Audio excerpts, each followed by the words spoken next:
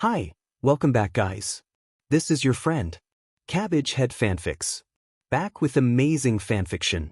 This is the series of What If Deku Adopts Cat Deku.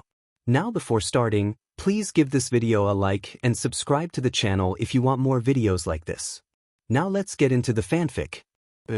As the morning sun streamed through the broken windows of a warehouse, it illuminated two little blonde cat ears peeking out from a blanket draped over a couch. The warmth of the sun caused the ears to twitch until a girl with blonde hair, the owner of those ears, emerged from the blanket with a yawn. This girl was Himiko Toga, a cunning and unpredictable villain. Toga stretched, causing some of the blanket to slip off and reveal her lack of clothing beneath. After stretching, she scratched her head and noticed her ears. It seemed her little ears had poked out again. Toga shook her head side to side, making her ears disappear. Satisfied, she decided it was time to get up.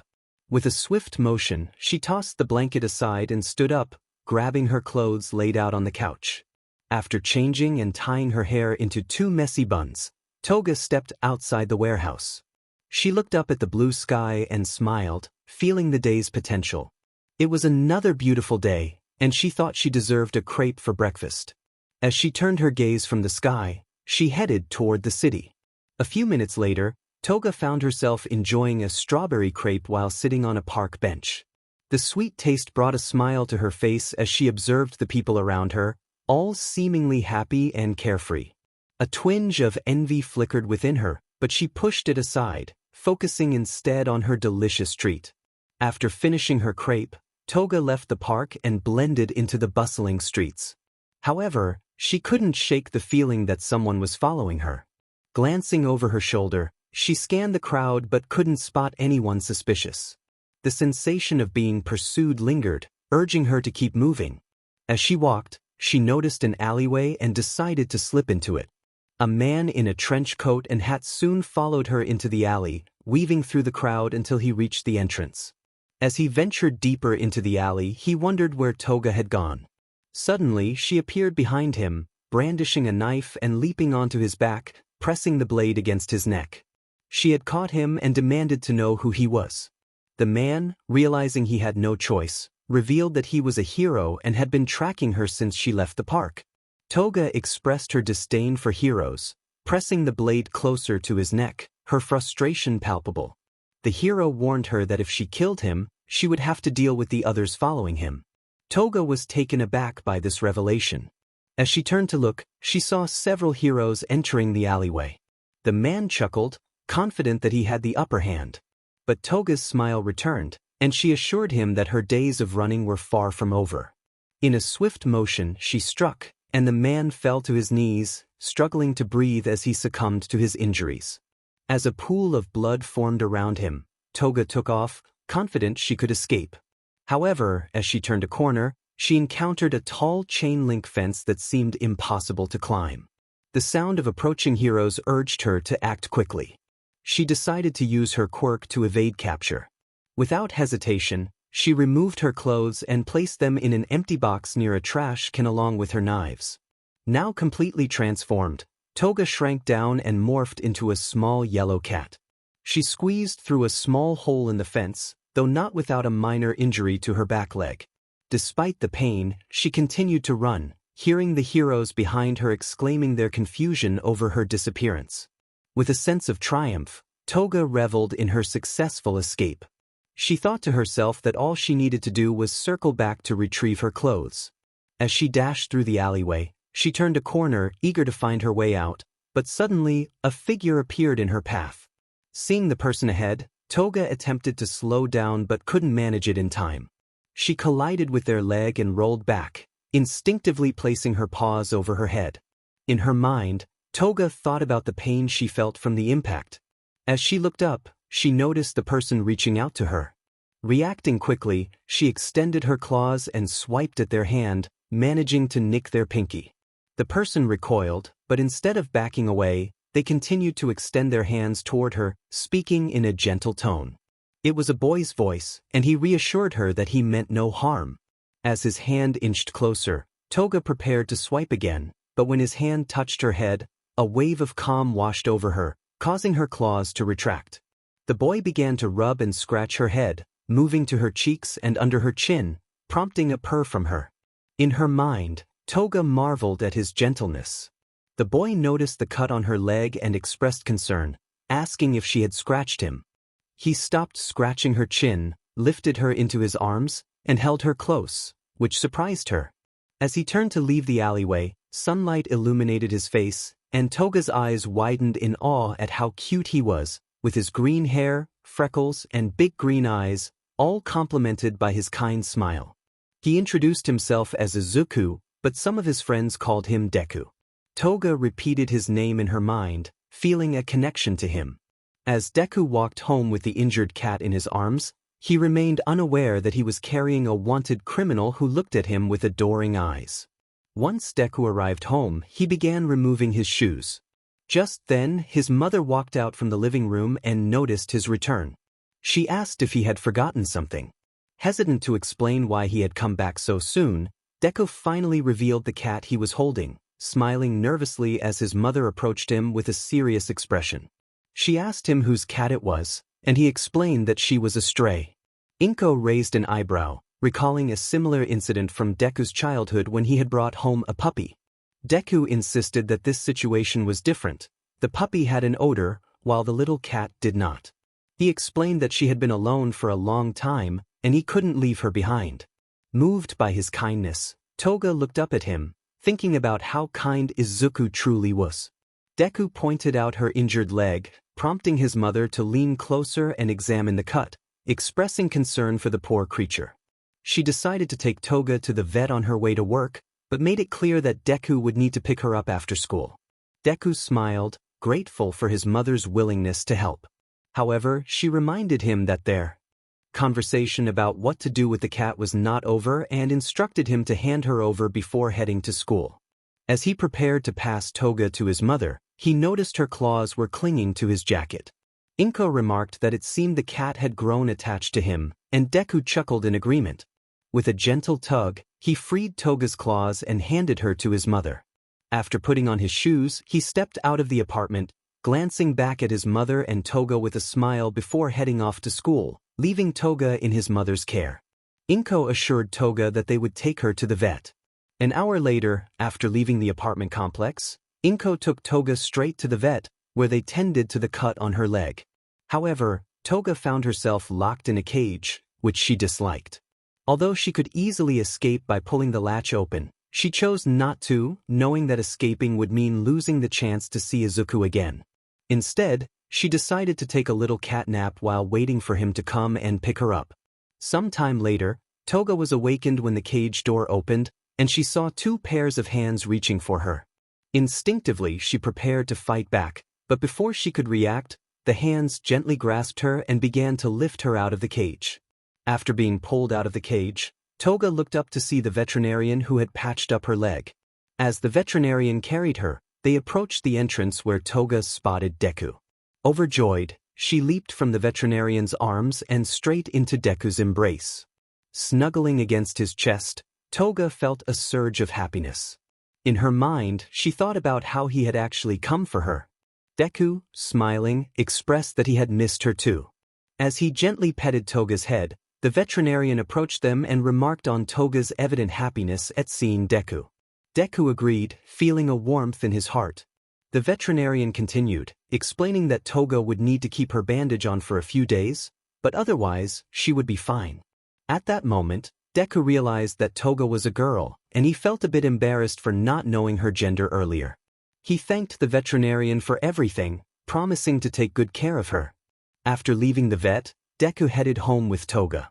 On the way, he stopped at a pet shop to buy some cat food and a few toys.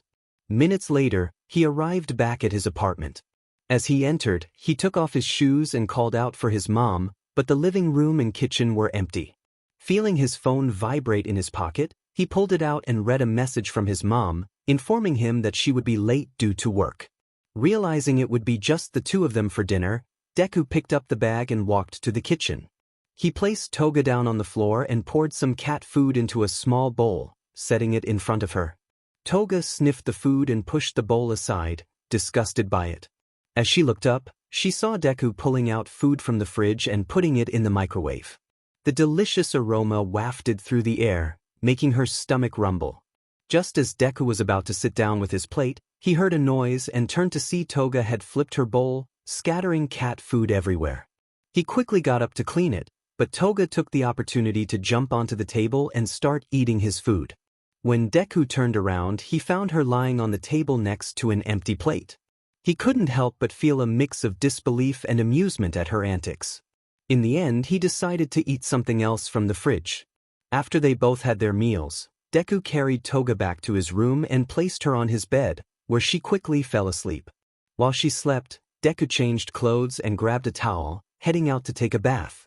As soon as he left the room, Toga transformed back into her normal self, waking up and stretching. She took in her surroundings, noticing the numerous All Might collectibles around the room. Impressed, Toga got off the bed and realized she was still without clothes. Remembering that her clothes were in a box back in the alley, she knew she needed to find something to wear. She rummaged through the closet and drawers, eventually finding some sweats, a shirt, and a jacket with a hood. Although the clothes were baggy, she decided they would have to do for now. Once dressed, Toga slipped on a pair of sandals and opened the front door, stepping outside. She paused to look back into the apartment, feeling grateful to Deku for his kindness. With a soft thank you to him, she left the apartment and headed back to the alleyway to retrieve her clothes. Minutes later, Toga made her way back to the alley, keeping an eye out for patrolling heroes. Fortunately, her baggy clothes and hoodie helped her blend in, allowing her to pass by unnoticed. Eventually, she reached the chain fence that had blocked her during the chase, ready to continue her journey. Going over to the side of a trash can, Toga spotted a box. Crouching down, she pulled the box close and opened it, revealing her clothes and knives neatly packed together. As she examined her belongings, she heard footsteps and two voices approaching her location. Quickly, she reached into the box, grabbed one of her knives, and hid behind the trash can, waiting in silence. The voices grew clearer as they drew nearer. One hero complained about missing happy hour at their favorite bar, while the other dismissed the concern, insisting they were close to their destination. Toga peeked out from her hiding spot and saw two heroes emerge from around the corner, making their way toward her. Just as they approached, they paused to survey the area, causing Toga to grip her knife tightly, her heart racing. The first hero questioned why they were there, and the second explained their mission to uncover how a villain had escaped. The first hero suggested letting it go, but the second insisted on finding answers, noting that the area was a dead end with no escape route. They discussed the mystery of the villain's quirk, realizing they knew little about it, as her parents had never documented it. The second hero expressed that if they could discover her quirk, they would have a better chance of capturing her. The first hero wondered how they would accomplish that, to which the second hero replied they would conduct research at the agency the following day. The first hero was skeptical, thinking the villain would be long gone, but the second hero reassured him that transportation routes were now guarded by heroes, preventing anyone from leaving the city without proper identification. They would have time to investigate further. As the heroes turned to leave, Toga leaned too far against the trash can, causing it to scrape against the ground. The heroes quickly turned back, alert to the sound. Toga ducked behind the trash can, gripping her knife tightly. The first hero asked what the noise was, and the second suggested they check it out. Realizing she was outnumbered, Toga quickly devised a plan. As the heroes approached, she jumped onto the trash can and hissed at them, startling them. The first hero dismissed it as just a cat, and the second agreed, suggesting they leave. With the heroes finally gone, Toga hopped off the trash can and transformed back to her normal self, grabbing her jacket. She sighed, realizing she wouldn't be able to leave the city anytime soon, and decided there was only one thing left to do. Back at the Midoriya household, Deku had finished his bath and was dressed in fresh clothes for bed. As he approached his room, he noticed the door was slightly ajar, which was unusual since he remembered closing it. Shrugging it off, he pushed the door open and stepped inside, only to find Toga missing from the bed where he had left her. Concerned, he called out for her. Just then, something pounced onto his head. Deku looked up to see Toga peeking down at him, meowing playfully. Relieved, he reached up, gently lifting her off his head and holding her in front of his face. He chuckled, expressing his worry for her. After placing her back on the ground, Toga walked over to the bed and noticed a small part of her skirt peeking out from under it. She quickly slid towards it, pushing it further out of sight. Deku assumed she had just slipped and helped her back onto the bed. Once settled, Toga faced Deku as he began to pet her under the chin, making her purr. He remarked on how cute she was, causing her to blush. In her mind, Toga thought about staying with him until the heroes stopped searching for her, deciding to enjoy her time with this kind boy who was taking good care of her. An hour later, Inko returned home.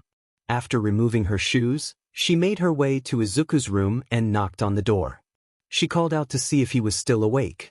Upon entering, she found him asleep with Toga snuggled against him, and a smile spread across her face at the sight. As Deku was sound asleep in his bed, the sound of an alarm suddenly went off. He opened his eyes, reached over to his bedside drawer, grabbed his phone, and turned off the alarm. After placing his phone back on the bed, he rubbed his eyes and felt something soft against him. Lifting his blanket, he saw Toga snuggling against him in her cat form. A smile spread across his face as he placed his hand on her head and began scratching the back of her ear. This gentle touch started to wake her, and when she opened her eyes, she was greeted by Deku's warm smile. Deku asked if she had slept well, and Toga responded with a soft meow, which made him smile even more. He stopped scratching her ear, got up from his bed, and walked over to the door. Toga quickly jumped off the bed and followed him. They stepped into the hallway and made their way to the dining room, where Inko was preparing breakfast. When Inko looked over at the doorway, she saw her son walking in with his little cat beside him. Inko greeted him with a cheerful, "Good morning, sweetie," to which Deku replied with a simple, "Morning, Mom." He sat down at the table, and Toga jumped onto his lap. Inko placed a plate of eggs and bacon in front of Deku, which caught Toga's attention as she lifted her head to look at the food. Deku thanked his mom, and she responded with a warm, "You're welcome, Izuku." As Inko sat down with her own plate, she looked over at Deku, who was about to dig into his breakfast. She called out to him, prompting Deku to shift his focus away from the food. Inko reminded him that they were supposed to discuss the cat when she got home yesterday. Deku recalled how she had always told him he wasn't responsible enough to care for a pet, even saying he couldn't take care of a goldfish.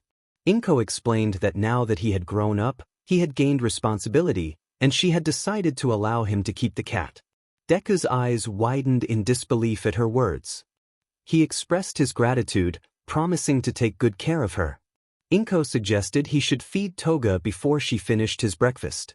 Deku looked down to find 2 pieces of bacon gone and Toga happily munching on half of his egg. Realizing it was too late to save his breakfast, he turned to his mom and asked if she could make him another meal. Inko laughed and agreed. After breakfast, Deku walked back to his room with Toga following closely behind. Once inside, Toga hopped onto the bed and sat down, watching as Deku lifted his shirt to change.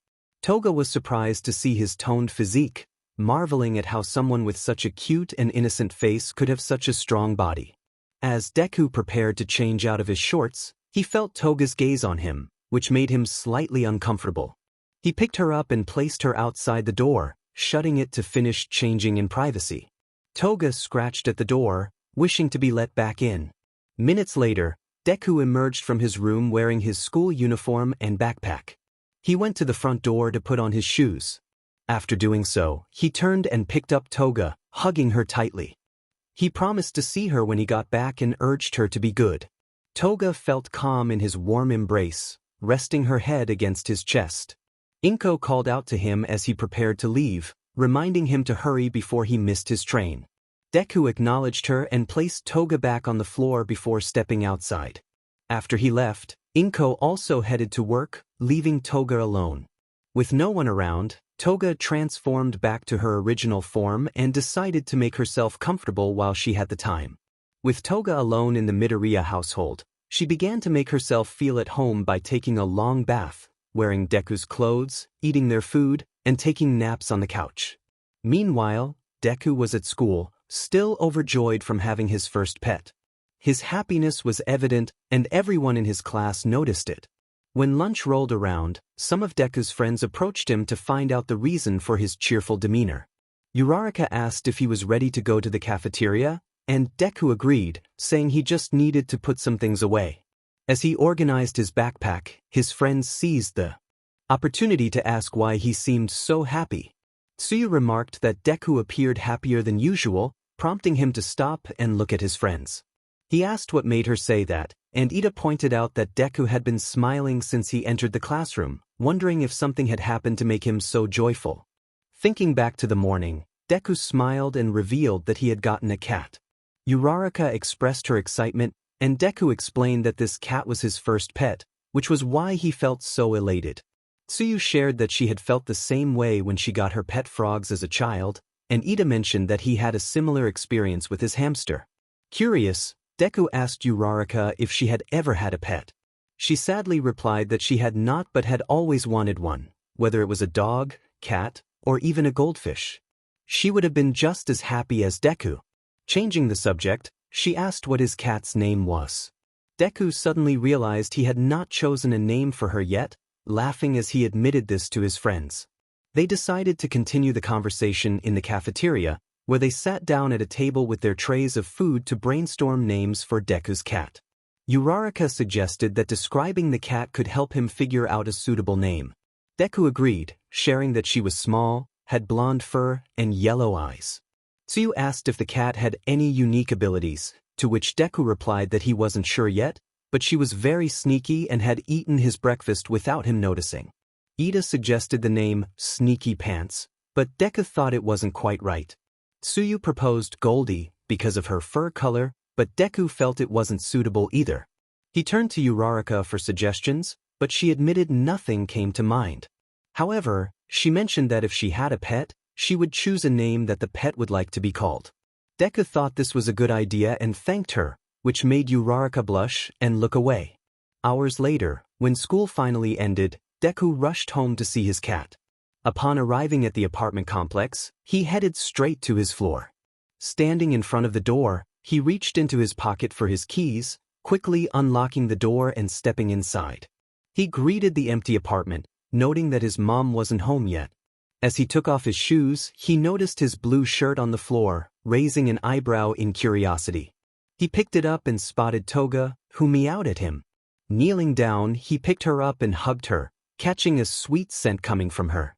While he was happy to see her, he suddenly noticed something else on the floor.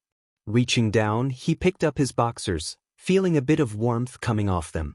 He then went into his room with Toga, placing her on the bed while he sat in a chair, both of them looking at each other. Deku pondered what name he should give her. Toga, in her mind, wondered if he was really going to name her. For the next 20 minutes, Deku suggested various names, but none seemed to resonate with Toga, who preferred her own name. As he knelt beside the bed, struggling to think of names, he remarked on how difficult it was to name a cat. Toga felt bad seeing him struggle and wished she could just tell him to call her Toga. Suddenly an idea struck her. She got up, went to the corner of the bed, and bit down on the sheet, rolling herself up in it. Deku watched her curiously, not questioning her actions as she continued to roll herself in the sheets. Eventually, Toga stopped rolling up in the sheets and sat down, transforming the rolled-up fabric into an actual toga. She meowed at Deku to grab his attention. When he looked at her, he smiled, finding her adorable in her makeshift outfit. Deku remarked that it looked like she was wearing a little toga. Toga responded with more meows, prompting Deku to realize she wanted to be called Toga. In her mind, she cheered in agreement. As she continued to meow, Deku reached over, pulled her out of the sheets, and held her up. He decided that if Toga was the name she wanted, then Toga it would be. He pulled her in for a hug, and she snuggled against him. A week passed, and Toga had adjusted to life as an ordinary house cat, even if that was far from her true nature. When no one was home, she would revert to her human form, wearing Deku's clothes and indulging in various activities around the house, from taking baths to watching TV and experimenting with Inko's makeup. Despite her freedom, she often felt limited and would spend her time waiting for Deku, her main source of entertainment. She disliked the slow passage of time while waiting for him to return. As she lay on Deku's bed in one of his shirts, She frequently glanced at the all-night alarm clock, wondering when he would come home. Frustrated by the ticking minutes, she finally declared that she was done waiting. Toga sat up and began to transform into a cat. In her mind, she resolved that if he wasn't going to arrive on time, she would go to him. With that thought, Toga hopped down from the bed and left Deku's room, making her way to the front door. Once there, she crouched down and leaped toward the doorknob, managing to unlock it and twist it open. As the door creaked ajar, she squeezed through and used her tail to shut it behind her. Toga navigated through the apartment complex and, after a few minutes, made it to the streets. She walked with her eyes peeled for any sign of Deku. Eventually, she reached a nearby neighborhood and climbed onto a wall to gain a better vantage point. In her mind, she pondered where Izuku might be. Suddenly, a familiar scent wafted toward her, prompting her to turn her head. She recognized it as Izuku's and immediately began to follow his scent, running and jumping atop the neighborhood walls. Eventually, she spotted him in the distance, and her heart filled with joy as she approached him to surprise him. However, her excitement was interrupted when she noticed 3 boys blocking Deku's path. Toga continued toward Deku, moving quietly to eavesdrop on the conversation. One boy greeted Deku, and he responded awkwardly, asking if they were meeting up with Kaken. The boys dismissed the idea, expressing disdain for Kaken since he enrolled in UA, claiming he thought he was better than them. They then began to mock Deku, calling him a quirkless nobody. Hearing their hurtful words made Toga feel upset. One boy mentioned that he had heard Deku now had a quirk, but another dismissed it as something trivial. The tension escalated as the boys approached Deku, who began to back away, pleading with them not to do anything. Just then, Toga sprang into action. She leaped onto one boy's head, surprising him and scratching at his face with her claws. The other boys were taken aback by the sudden attack. As the first boy reached for her, Toga quickly jumped onto another boy, scratching him as well. The chaos intensified as one boy attempted to punch her, but she dodged, causing him to hit his friend instead. Toga prepared to pounce on the last boy, but before she could leap, she was kicked, sending her crashing against a wall. As she lay on the ground, she noticed the 3 boys glaring at her, filled with anger, but before they could make their next move, Toga was determined to defend herself. Deku swooped into the building and shielded Toga, his expression turning angry as he clenched his fists. He warned the 3 boys that if they tried to hurt her again, he wouldn't hold back. As he spoke in a serious tone, sparks of green energy began to emanate from his arms and fists, startling the boys and intimidating them enough that they turned and ran away. Once they were out of sight, Deku hesitated before turning his attention to Toga. He knelt down, worry etched on his face, and carefully picked her up, holding her close against his chest. He asked if she was okay, and in response, Toga purred and snuggled against him.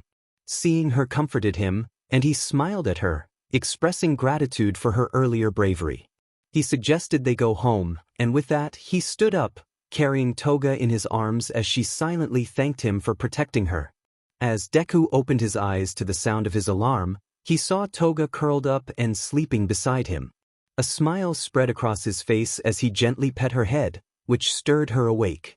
She opened her eyes to find him smiling at her. He greeted her with a cheerful good morning before turning off his alarm and getting out of bed to start his day. After having breakfast with his mom, he returned to his room to change. As he took off his shirt, he suddenly felt as if he were being watched. He tossed the shirt behind him, and it landed on top of his bookshelf, causing something to tumble off. Before it could hit the ground, Deku swooped in and caught it. Unraveling the shirt, he discovered Toga wrapped up inside, looking up at him with a smile. He sighed, reminding her that he had told her many times not to follow him when he was changing. He gently pulled her out of his shirt and carried her to the door, setting her down in the hallway before shutting the door. Toga pouted a bit, having been caught once again. While Toga sat in front of the door, she noticed Deku's yellow backpack and smiled mischievously. Moments later, Deku stepped out of his room fully dressed in his school uniform, but he noticed Toga was not waiting for him as she usually did. Concerned, he called out her name, which caught his mom's attention as she walked into the hallway. She asked if something was wrong, and he inquired if she had seen Toga in the kitchen or living room. His mom replied that she hadn't seen her, and Deku explained that Toga usually waited for him by the door after he changed. Seeing the worry on his face, Inko reassured him that Toga could be anywhere in the house and that she was a well-behaved kitten who could take care of herself. She reminded him that he needed to hurry to the train station so he wouldn't miss his train. Deku agreed and grabbed his backpack, placing it on his back before putting on his shoes. As he reached for the doorknob, he glanced back at his mom, who smiled and waved at him, wishing him a good day at school. He nodded in response but felt a twinge of sadness for not being able to say goodbye to Toga. He opened the door and stepped out, his mind lingering on the possibility that Toga might be upset with him for leaving her in the hallway. Unbeknownst to him, the large pouch of his backpack was slightly unzipped, revealing a little yellow cat eye peeking out. As Deku walked through the gates of UA with a sad expression, he remained unaware of Toga peeking out from the slightly open zipper of his backpack. She saw many other students walking through the gates, which she couldn't fully appreciate from her position. Trying to make herself comfortable inside the backpack, she thought that tagging along might not have been the best idea, but it was a perfect opportunity to see what Izuku's school was like. She wondered what school he attended, not realizing she had entered the #1 hero school in Japan. She reassured herself that she would find out soon enough and decided it was best to stay low, grateful that she had brought some snacks along. Looking beside her, she spotted a bag of chips and a juice box waiting for her. While looking at the snacks she had brought along, Toga suddenly heard a girl's voice. It was a girl with brown hair and rosy cheeks who seemed to be calling out to someone named Deku. Toga wondered if she was one of Izuku's friends. The girl asked Deku what was wrong, noticing he seemed a bit down. Deku assured her it was nothing and suggested they hurry to class before the bell rang, mentioning that they didn't want to hear one of Ida's lectures. The girl laughed and agreed, and they both rushed into UA High School, unaware that Toga was nestled in Deku's backpack. As Deku went through his school day, he couldn't shake thoughts of Toga from his mind, wondering what she might be doing. Little did he know, she was fast asleep in his backpack. The loud bell suddenly rang, waking Toga from her nap. Yawning and stretching, she peeked out of the half-open zipper and spotted the girl with brown hair, along with another girl with green hair and a boy with glasses. They were speaking to Deku. The boy asked if Deku was ready to head to the cafeteria, and Deku replied that he was. Toga felt a pang of worry as she watched Deku leave the classroom, wishing he would at least take his backpack with him. Soon after, her stomach rumbled, reminding her that she had snacks to enjoy. She turned her attention back to the treats she had brought. Meanwhile, a girl with pink hair and horns, part of Class 1A, had forgotten something in her bag and returned to the classroom with her invisible friend. As they searched, the invisible friend heard a crunching sound and tapped the pink girl on the shoulder, asking if she heard it too. Initially distracted, the pink girl soon noticed the sound as well, and they both turned to investigate. Quietly, the invisible friend pointed towards Deku's yellow backpack, suggesting that the noise was coming from there. The pink girl recognized it as Midoriya's backpack, and their curiosity grew. They approached the backpack, crouching down. The pink girl took a deep breath and quickly unzipped it, revealing a surprising sight. Toga, with a chip in her mouth, turned to see the two girls staring at her in astonishment. She thought to herself that this was not good for either her or Deku. The invisible friend wondered why Midoriya had a cat in his backpack, and the pink girl suggested they take Toga to the teachers. Hearing this, Toga knew she had to act fast. Before they could grab her, Toga leaped out of the backpack and dashed past them. However, the invisible friend managed to catch her with an unseen hand. Toga, feeling trapped, swiped back with her claws, causing the invisible friend to let go. She seized the opportunity to escape into the hallway, with the two girls quickly in pursuit. As Toga ran through the hallways, she glanced back and saw her pursuers gaining on her. Determined to lose them, she spotted an open door and dashed inside. The girls followed her into the room, which turned out to be the janitor's closet. They began searching for Toga, but as they did, 2 buckets fell from the top shelf, landing on their heads and obscuring their vision. Unable to see, they bumped into each other and fell to the ground. Toga took advantage of the chaos, jumping down from the shelves with a satisfied smile. She slipped out of the janitor's closet and continued her escape down the hallway. Looking ahead, Toga noticed a corner approaching and turned toward it, only to bump into something headfirst, causing her to roll back. In her mind, she winced at the sudden impact. A voice interrupted her thoughts, asking what was happening. Toga felt a hand grip her by the back of her collar, lifting her up. She found herself face to face with a man who had long black hair and tired eyes that seemed to see right through her disguise. Just then, a loud noise caught the man's attention, and he turned to see Mina emerging from the janitor's closet, realizing Toga had been caught. Mina exclaimed that Mr. Aizawa had caught her. Confused, Aizawa asked what was going on. At that moment, Toru stumbled out of the closet, a bucket still on her head. Seizing the opportunity while Aizawa was distracted, Toga used her claws to scratch at his wrist, causing him to release her. She landed on her feet and immediately dashed down the hallway again. Aizawa reacted quickly, grabbing a piece of his scarf and throwing it toward her to capture her. Just as it was about to reach her, Toga leaped up, causing the scarf to hit the ground instead, surprising Aizawa. Mina urged Toru to hurry as they chased after Toga. Aizawa joined in as well. Toga glanced back and realized 3 people were pursuing her. In her mind, she panicked, thinking that now Aizawa was chasing her too, and she needed to lose them. With that determination, Toga sprinted as fast as she could. However, she spotted 2 boys walking side by side in the hallway, blocking her path. One of the boys was notably shorter. Mineta boasted to Kaminari about how he could have gotten a girl's number, while Kaminari reminded him that the only thing he got was a smack on the face for trying to look up her skirt. Mineta defended himself, claiming he saw something climbing up her skirt, to which Kaminari replied that it was just him. Mina called out their names, prompting them to look ahead and see her, Toru, and Aizawa running toward them. Denki asked what was happening, while Mineta expressed his confusion. Mina shouted for them to stop Toga, referring to her as a cat. Mineta, puzzled, asked what cat she was talking about when suddenly Toga jumped onto his face, using him to propel herself further ahead, leaving scratches down his eyes. Denki exclaimed in surprise as Mina, Toru, and Aizawa rushed past them. Mina urged everyone to catch Toga, and Aizawa promised extra credit for anyone who did. This sparked Denki's interest, and he began chasing after Toga as well, leaving Mineta on the ground, lamenting that it was not his day. With a significant lead over her pursuers, Toga felt confident she would escape. However, a boy with spiky blonde hair stepped out from a room. As Toga maneuvered around him, she inadvertently caused him to fall face-first to the ground. Another boy with spiky red hair emerged to check on his friend. Kirishima asked Bakugo if he was okay. Just then, Mina, Toru, Aizawa, and Denki ran past them, catching Kirishima's attention. He shouted to ask what was going on, and Denki responded that they were chasing a cat that had tripped Bakugo. The first one to catch it would earn extra credit.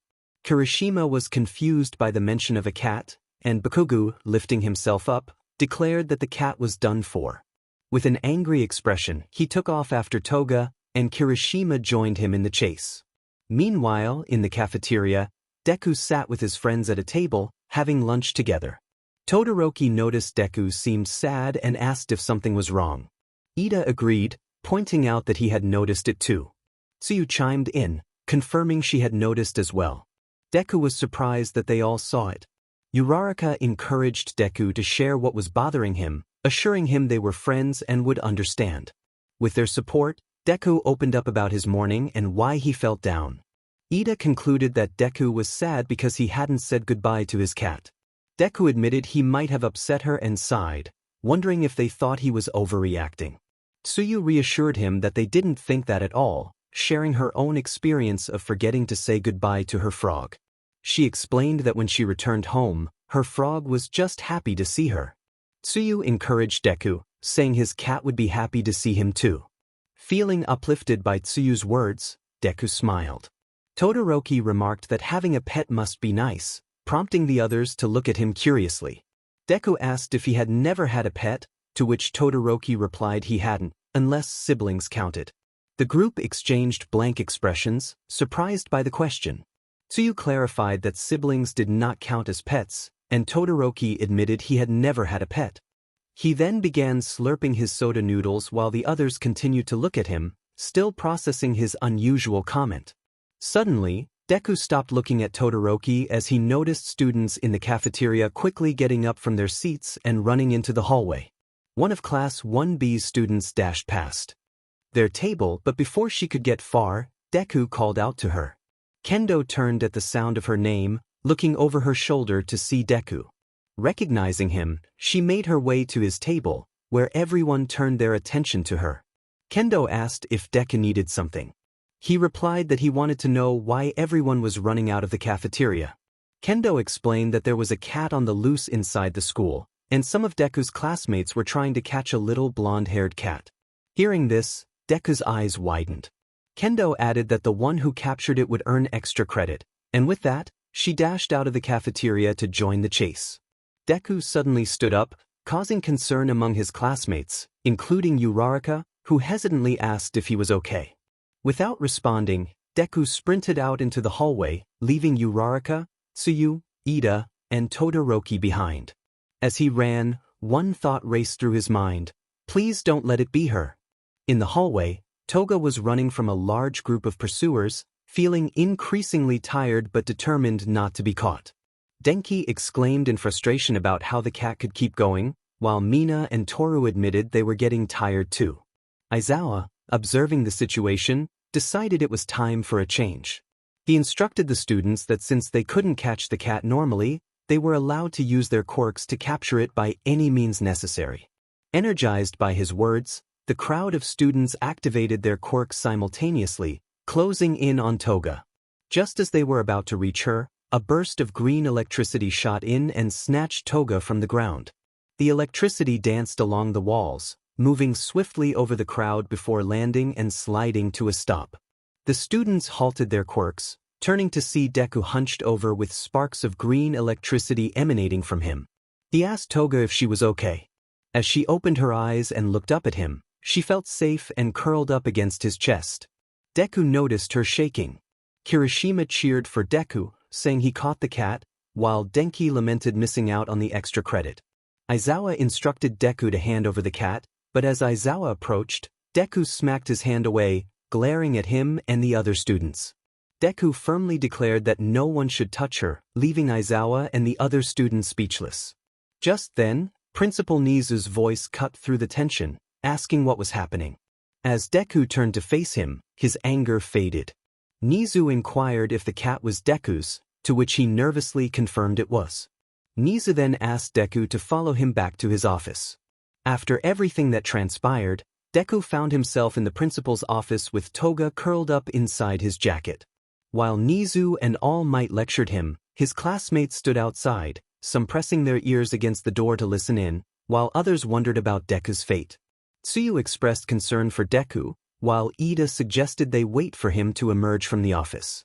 Inside, Nizu questioned Deku about Toga's actions. Deku apologized, unsure how she ended up there, and hoped for forgiveness. As he bowed his head, Nizu and All Might exchanged glances before Nizu accepted the apology. However, he added that Toga could not stay at the school and that he would call Deku's mother to pick her up. Deku's expression shifted to worry at the mention of his mother. He pleaded with Nizu not to call her, fearing she would think he was irresponsible and take Toga away. Understanding the concern in Deku's voice, Nizu and All Might silently agreed to reconsider. Nizu then informed Deku that he would not call his mother, but there was another matter to discuss. Who exactly is going to take your cat back home? As Nizu brought this up, Izuku looked down into his jacket and saw Toga curled up, snuggling against him. He decided that he would take her back himself. He expressed his determination, stating that Toga was his responsibility and he would ensure her safe return home, seeking Principal Nizu's approval. Nizu considered this and granted Izuku permission to leave school early to take care of his beloved cat. Izuku thanked him sincerely, and Nizu reminded him that if Toga were to return to school, he would have to inform Izuku's mother. Izuku acknowledged this and promised to be responsible. With that settled, Izuku turned away from Nizu and All Might, making his way to the door. As he opened it, his classmates, who had been eavesdropping, tumbled over one another in surprise. Nizu remarked on the unexpected arrival of more students, and they quickly gathered themselves and hurried back to their class. Izuku stepped out of the principal's office and soon encountered Uraraka, Tsuyu, Ida, and Todoroki, who approached him with concern. Todoroki asked if Izuku was okay, to which he reassured them that he was fine, despite Ida's observation that he seemed a bit distressed. Izuku explained that he had received a brief lecture but was allowed to leave school early. Uraraka was curious about the reason, and Izuku explained that he was taking Toga home himself. Ida offered to accompany him back to class, and they all agreed to go together. As they walked, some of his friends couldn't help but glance at Izuku's bulging jacket, knowing Toga was inside. They wanted to ask to see her but decided it wasn't the right moment. After a few minutes, they approached Class 1A, where Aizawa was leaning against the doorway, holding Izuku's yellow backpack. When they reached him, Aizawa instructed the others to take their seats, wanting to speak with Izuku privately. The classmates complied and entered the classroom, leaving Izuku alone with Aizawa. The teacher handed over the backpack, mentioning he had heard Izuku would be leaving early. Izuku thanked him and took the strap of his backpack, bowing his head in apology for their earlier encounter. Aizawa assured him it was fine, admitting he would have reacted similarly if someone tried to take his cat. Izuku was surprised by Aizawa's understanding, and Aizawa shared that he was a cat person, though he didn't own one due to his work. He expressed that if he had a cat and someone attempted to take it away, he would not hesitate to defend it. Izuku found this relatable and said he would see Aizawa tomorrow. Aizawa reminded him to check his backpack before leaving home, revealing that Ashido had informed him Toga had been inside the backpack eating chips. Izuku was astonished and joked that perhaps Toga was smarter than the average cat. Aizawa agreed, suggesting she might be a bit too clever. With their conversation concluded, Izuku walked through the hallways toward the front entrance, where he approached the gates of UA. He looked down at his jacket, noticing Toga still curled up and snuggling against him. He reassured her that they were going home now. Finally arriving back home, Izuku reached into his jacket and pulled out Toga, placing her gently on the floor. As soon as her paws touched the ground, she stretched, feeling relieved to be home. While stretching, Toga noticed Izuku taking off his shoes and setting down his backpack. She observed a somewhat sad expression on his face, which made her wonder what was troubling him. Once he had removed his shoes, Toga rubbed against his legs, eliciting a small smile from Izuku. He knelt down to her level, and she sat back, watching as he reached out to pet her head and rub behind her ears, causing her to purr contentedly. Izuku asked if she was tired from the day's excitement and suggested washing her up before feeding her. Toga responded with a soft meow, and he agreed to take care of her. However, Toga noticed that Izuku's smile wasn't his usual kind-hearted one. It seemed tinged with sadness. Concerned, she wondered what was wrong with him, as she had never seen him like this before. Suddenly, Izuku picked up Toga and carried her to the bathroom, placing her gently in the bathtub. After doing so, Deku removed his jacket and rolled up his sleeves, kneeling down near the bathtub. He decided it was time to get Toga cleaned up. He grabbed the shower head off the wall and turned on the water. Once it was warm, he gently sprayed Toga, wetting her fur. After turning off the water, he set the shower head aside and picked up a bottle of shampoo, applying it to his hand. He began to scrub the shampoo into Toga's fur. While he worked, Toga looked up and noticed the sad smile on his face, which began to worry her. In her mind, Toga wished she could ask Izuku what was wrong. As he scrubbed her fur, she imagined what would happen if she revealed her true form. In her imagination, she suddenly transformed into a small cloud of smoke, startling Deku, who pulled back. As the smoke cleared, Toga appeared with cat ears on her head and her tail swaying back and forth.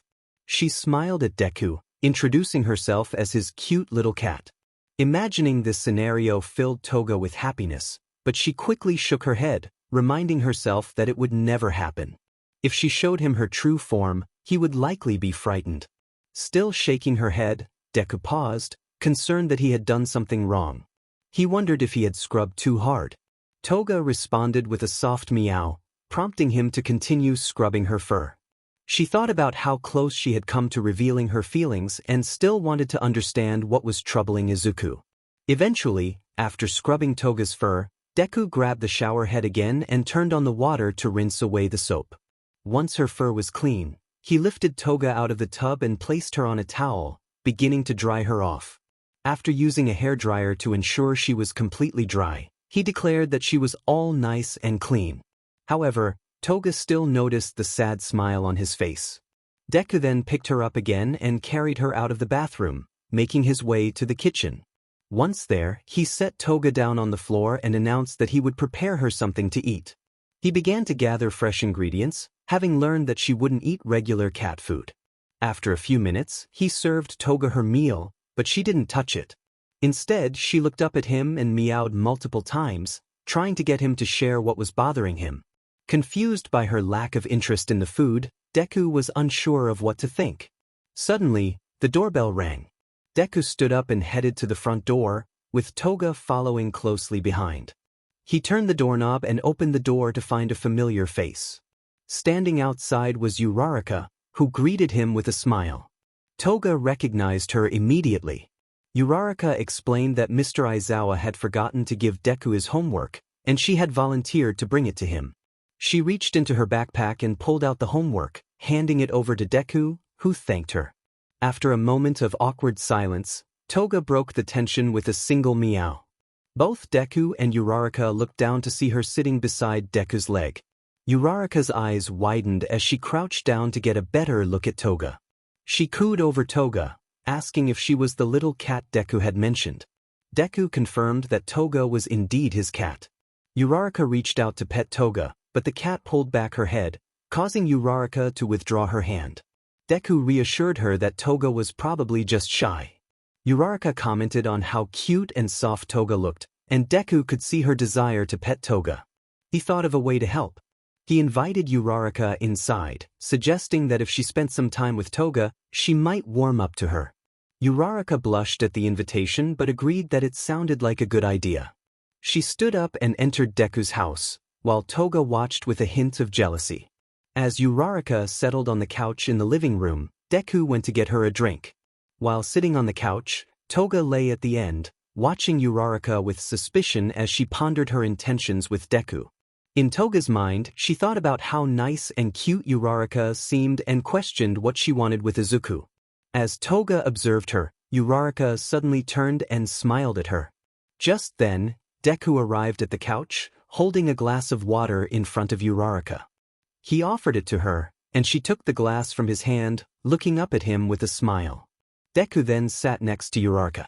Seeing this, Toga quickly moved from the end of the couch to lay in Deku's lap, prompting him to look down at her and gently pet her back. Despite being comfortable, Toga kept her gaze fixed on Uraraka. Deku asked Uraraka how she had found out where he lived. She took a sip of her water before placing it on the table and explained that Mr. Aizawa had given her a small piece of paper with his address on it.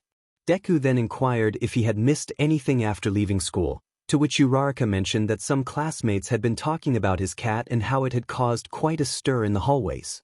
Deku expressed surprise and noted that Mina had even asked if he could bring his cat to school one day. He chuckled, saying that it was unlikely given the circumstances. Uraraka agreed but mentioned that he should introduce Toga to the others someday, though she cautioned against introducing her to Bakugo. Deku recalled how Toga had accidentally tripped Bakugo, which had made him quite angry. Uraraka confirmed that Bakugo had been upset even during class. Deku concluded that it would be best to avoid him until he calmed down. Uraraka then shifted the conversation to Deku leaving school early to take Toga home.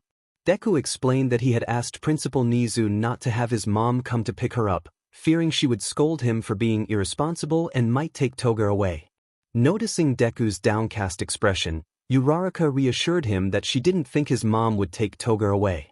She pointed out that his mom had been generous in allowing him to keep Toga and would likely recognize how well he cared for her. Deku listened intently, and as Uraraka spoke, he began to smile. He expressed his gratitude for her visit, admitting that he needed someone to talk to. Uraraka blushed at his words and felt happy to have helped. Just then, Toga jumped onto Uraraka's lap, surprising her. Flustered, Uraraka wondered what to do, and Deku simply suggested that she pet Toga. Uraraka placed her hand on Toga's head and began to gently pet her, calming both herself and Toga. She thanked Toga for allowing her to pet her, while Toga thought to herself that she was grateful to Uraraka for making Izuku smile. Minutes later, Uraraka decided it was time to leave. Deku walked her to the door, and they chatted while Toga sat beside Deku's leg, listening attentively. Deku thanked Uraraka for coming, and she confirmed that she would see him at school the next day. After a final goodbye, Uraraka crouched down to pet Toga, promising to visit again. Toga responded with a soft meow as Uraraka finished petting her. After Uraraka left, Deku closed the door with a smile, which Toga noticed as she looked up at him. While he walked away, Toga remained behind, reflecting on how happy he looked after talking to Uraraka. She realized that she might not have been able to make him smile like that or discuss his feelings with her as a cat. Sitting there, she began to contemplate something very important. Hours later, Inko arrived home and was surprised to see Deku already there. As she wondered about it, Deku explained what had happened at school and why he was home early. Expecting a lecture, he was instead met with a smile from his mother. Not expecting that reaction from her, he was at a loss for words. He remained still as his mom approached him and enveloped him in a warm hug, expressing her pride in him for telling her the truth and taking responsibility for Toga's actions. This made Deku smile, not only from his mom's embrace but also from the encouraging words of Uraraka that echoed in his mind. He hugged her back, grateful for her understanding. As Deku and Inko embraced near the front door, Toga peeked through the doorway at the end of the hallway. Minutes later, Deku was helping his mom prepare dinner in the kitchen. While doing so, he noticed Toga was missing, which was unusual since she often sought his attention, even when he was busy. He excused himself to look for her. He first checked the living room, looking under the coffee table and the couch, even between the cushions, but she was nowhere to be found. Moving into the hallway, he noticed his bedroom door slightly ajar and saw Toga's tail disappearing inside. He approached the door and opened it, stepping into his room, but Toga was nowhere to be seen despite having just seen her tail. He began calling out to her while searching around the room. He looked on his shelves and under his desk, but she was still missing. The only place left to check was under his bed. Kneeling beside the bed, he lowered himself to peek underneath, but just as he was about to look, he heard a soft meow. Startled, he quickly raised his head and looked at his bed, where he found Toga sitting, which made him smile. There she was. Deku lifted himself up and sat on the bed, gently placing Toga on his lap and petting her as she gazed up at him. He remarked on how long their day had been, to which Toga responded with a single meow, making him chuckle. He expressed his happiness at finding her, saying she had made his life much better. He continued to pet her when suddenly, he heard his mom calling for him. He responded, letting her know he was coming. With that, he set Toga back on the bed, stood up, and gave her one last pat on the head, promising to return soon. Once he left the room, Toga let out a breath of relief, thinking about how close she had come to being discovered. That was a close one. He almost found my clothes and knives. With that thought, she hopped off the bed and crawled halfway under it, biting down on her clothes and pulling them out. After retrieving her clothes and knives, she sat down and stared at them. Minutes later, Deku returned to his room and saw Toga curled up on the bed. He approached her and gently scratched the top of her head, causing her to open her eyes and look up at him. He informed her that it was dinner time, picking her up and holding her against his shoulder as he walked toward the door. Toga glanced down at the bottom of the bed, where she quickly slid her clothes and knives back underneath. Hours later, after dinner, Deku was in his room sitting at his desk, working on the homework that Uraraka had brought over. While doing his homework, he was also petting Toga, who was curled up and sleeping on his lap. Eventually, he finished his homework, picked up Toga, and held her in his arms as he got up from his chair and went over to his bed. He placed Toga down next to his pillow and climbed onto the bed, grabbing the blanket to cover himself as he laid his head on the pillow, smiling at Toga. He wished her good night, promising to see her in the morning before closing his eyes and drifting off to sleep. Minutes later, as Deku slept soundly, Toga quietly hopped off the bed, transforming into her true self while keeping her cat ears and tail. Kneeling by the side of the bed, she rested her head on her arms, gazing at Deku as he slept. Watching him, she felt a wave of sadness wash over her. While he slept, Toga began to speak to him in her thoughts, expressing her happiness at being found by him. She acknowledged that he had given her everything she had ever wanted, but deep down, she knew this couldn't last forever. If she could remain a cat, she would, but her quirk would not allow it. She thanked him for taking care of her and hoped he would find a real cat to love just as he had loved her. As she spoke to him in her mind, she extended her left hand and gently cupped his right cheek, feeling the warmth of their connection for the first time. She whispered her goodbye, but just then, she heard Deku speak her name in his sleep. Toga's heart sank at the sound, and she quickly withdrew her hand from his cheek, making her ears and tail disappear. She reached under the bed, pulled out her clothes and knives, and began changing into her outfit, preparing for whatever came next. After returning to her old clothes, Toga approached Deku and leaned down, placing a gentle kiss on his cheek. She expressed her gratitude, thanking him once more before stepping away. Toga walked toward the door, not bothering to open it, and headed into the hallway. Upon reaching the front door, she noticed Deku's light blue jacket hanging on a hook nearby. Deciding to take it, she slipped it on, not only to conceal her face but also to hold on to a piece of her time with Deku. She opened the door, stepped out of the apartment, and closed it behind her as she began to leave. As the morning sunlight streamed through a cracked window of an abandoned house, it illuminated a sleeping Toga, curled up on a pile of sheets, wrapped in Deku's blue jacket. Stray cats lay beside her, basking in the warmth. As the sun shone upon her, Toga stirred, opened her eyes, and sat up. Stretching her arms and yawning, the cats around her mirrored her movements. Looking out the window at the bright sun in the beautiful blue sky, Toga smiled. It was a beautiful day, she thought to herself. Rising from the sheets with the jacket in hand, she put it on over her sweater.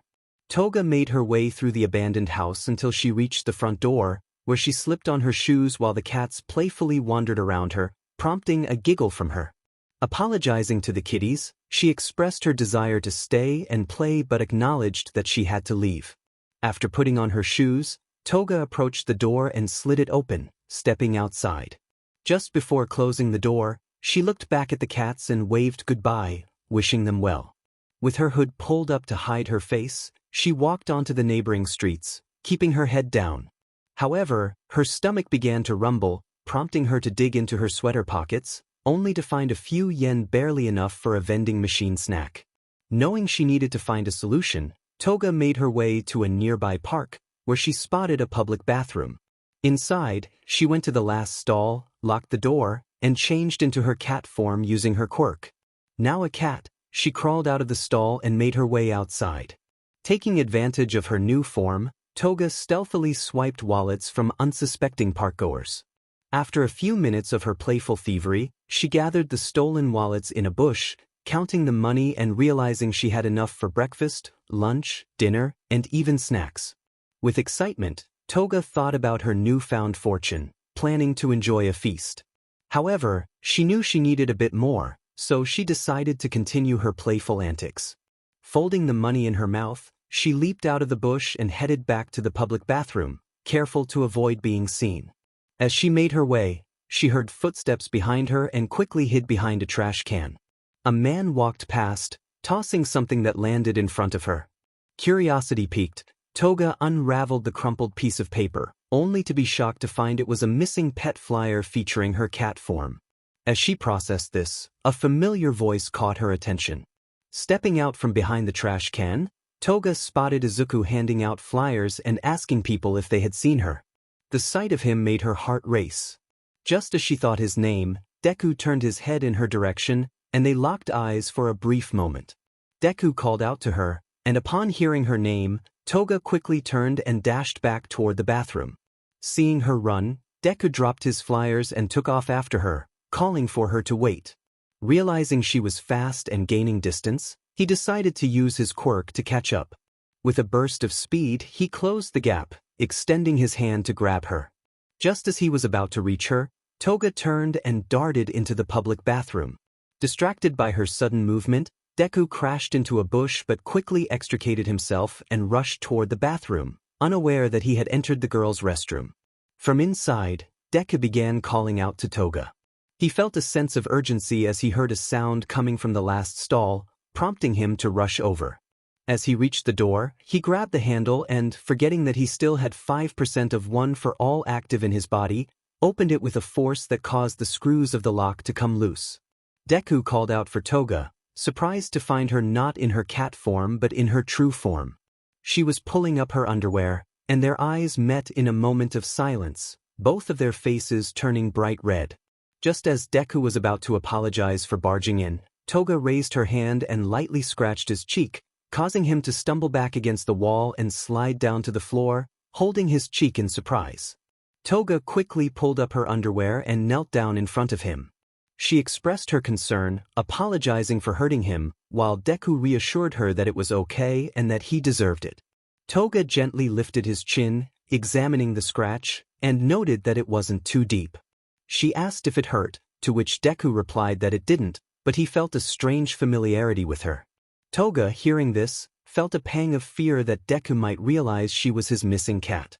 She insisted that he must be delirious from the scratch and offered to help him up and take him outside. Toga assisted Deku to his feet and led him to a nearby bench, where she sat beside him and began rubbing his back, checking if he felt better. Deku confirmed that he was feeling okay, but as Toga prepared to leave, he grabbed her wrist, asking her to stay a little longer. Noticing the bags under his eyes, Toga felt a surge of concern. She sat back down, and Deku apologized again, explaining that he thought he had seen his cat run into the bathroom. Toga asked about the cat, and Deku described her as small with blonde fur and yellow eyes, asking if she had seen such a cat. Toga admitted she hadn't, and Deku lowered his head, feeling defeated. He thanked her for listening and told her she could go.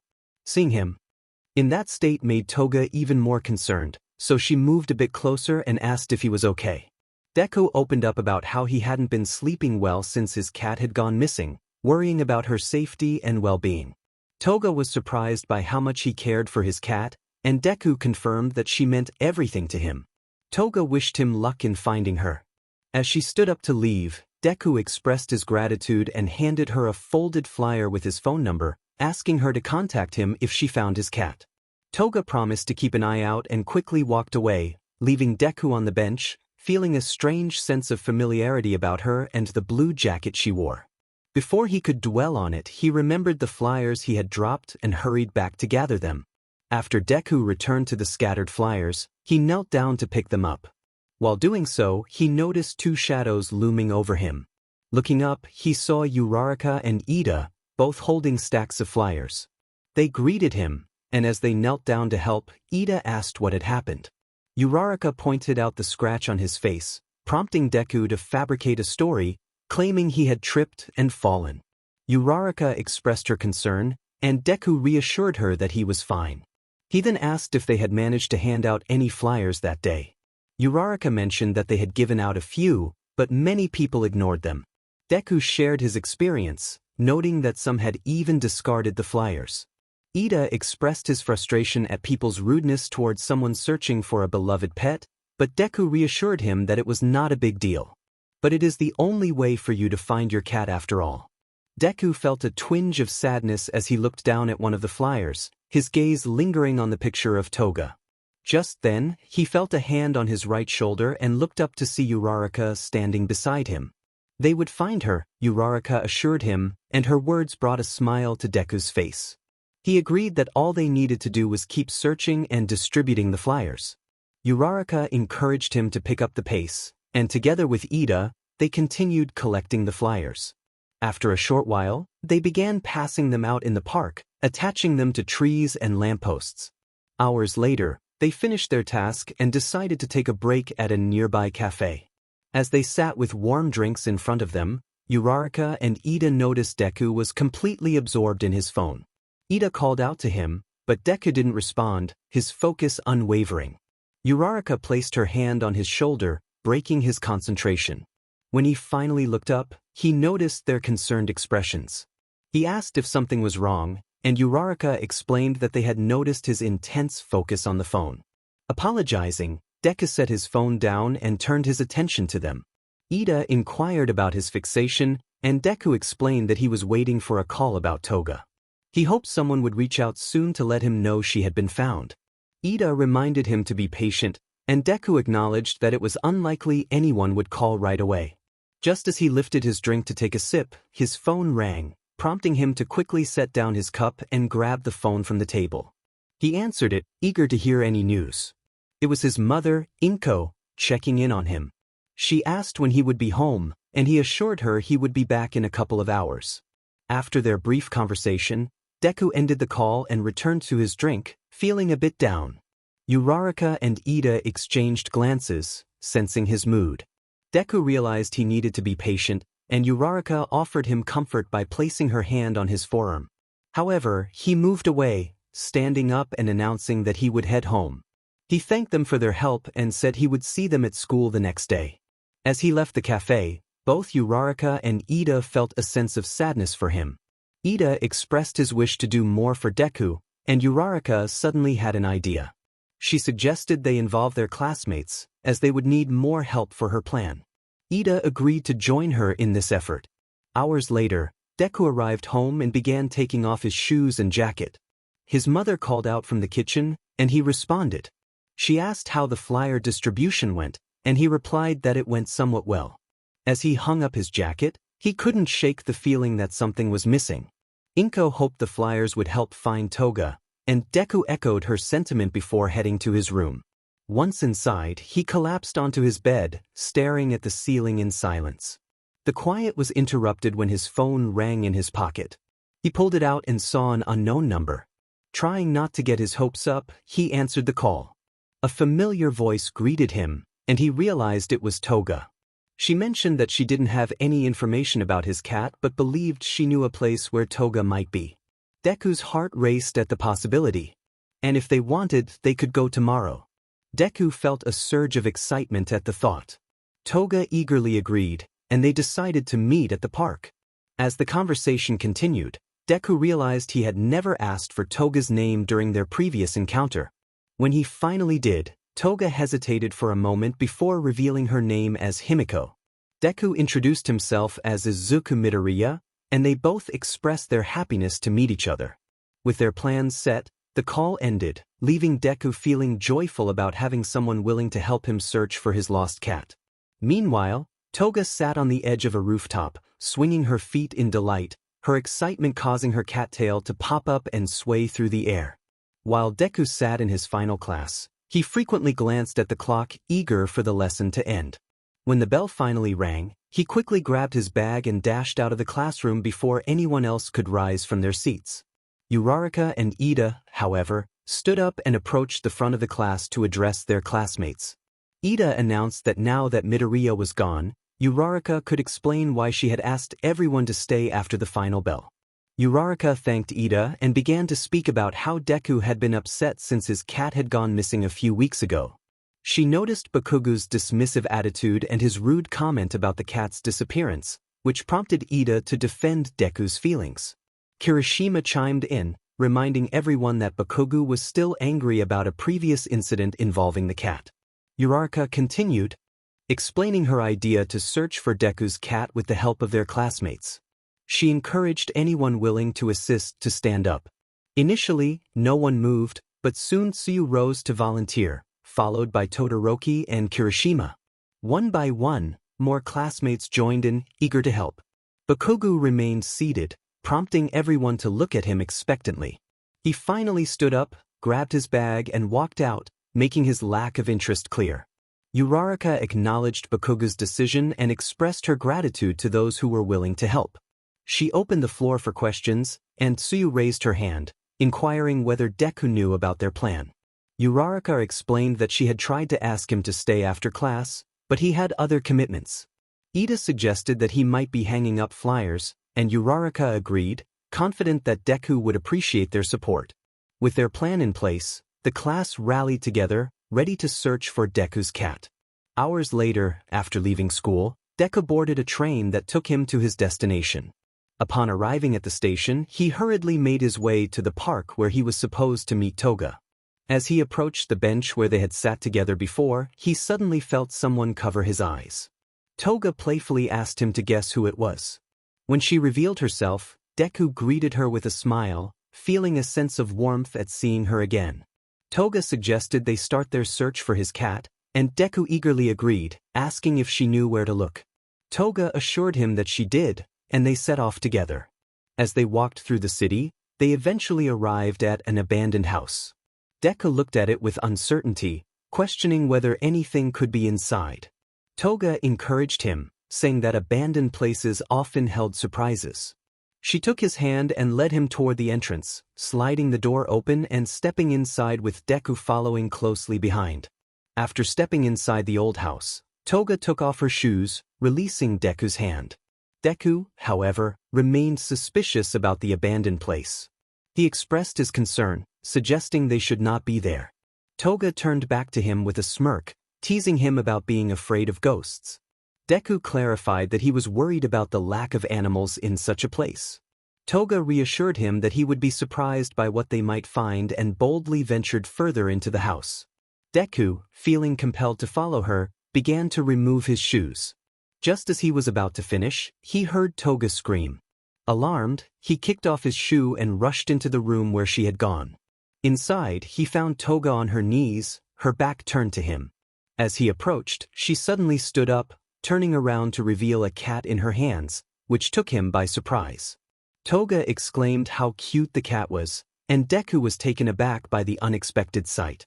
Toga encouraged him to take a closer look, and soon, more cats emerged from their hiding spots, surrounding them. Deku marveled at the number of cats, admitting it was the most he had ever seen. Toga knelt again, placing the cat she held back on the ground, where it curled up in her lap. Noticing Deku's uncertainty, she urged him to sit down. He complied, and as he knelt, the cats began to approach him, rubbing against him and climbing onto his lap. Deku looked at them, unsure of how to react.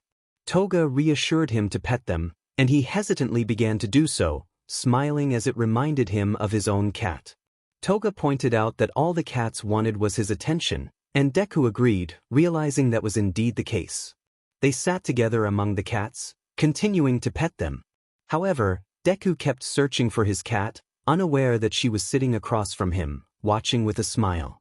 After an hour of searching, Deku and Toga decided to leave the house filled with cats. As they walked through the neighborhood, Toga expressed her regret that Deku couldn't find his cat.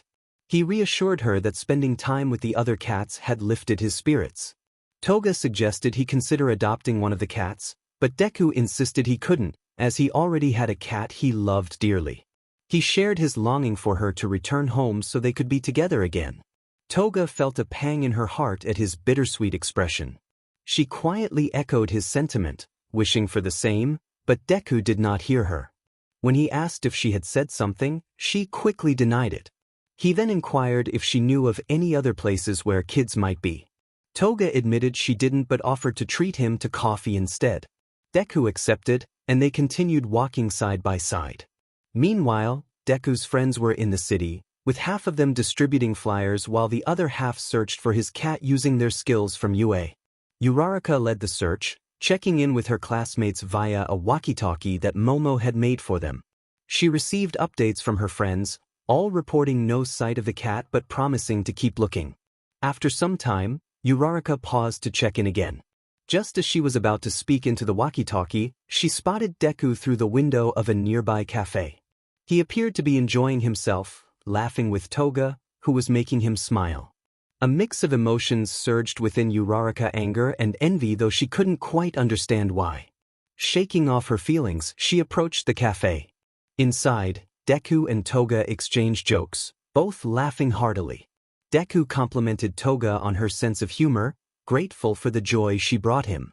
As Toga admired his happy expression, she failed to notice the little bell above the cafe door chiming as someone entered.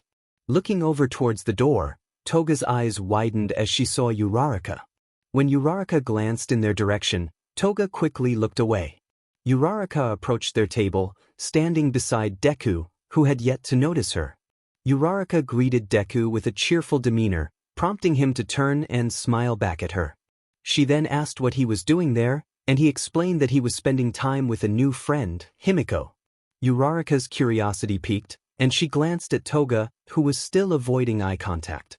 Taking a step forward, Uraraka introduced herself, extending her hand in friendship. Toga, not wanting to be rude, turned to her and smiled, shaking her hand in return. Toga introduced herself as Himiko, and Uraraka felt a strange familiarity, as if they had met before. When she inquired about it, Toga hesitated but insisted they hadn't met. After their introductions, Uraraka let go of Toga's hand and asked how Toga knew Deku. Toga explained that they had met at the park, which made Deku blush at the memory of their first encounter. Uraraka then asked if they had made plans to come to the cafe together. Toga clarified that she had called Deku later to share information about his missing cat.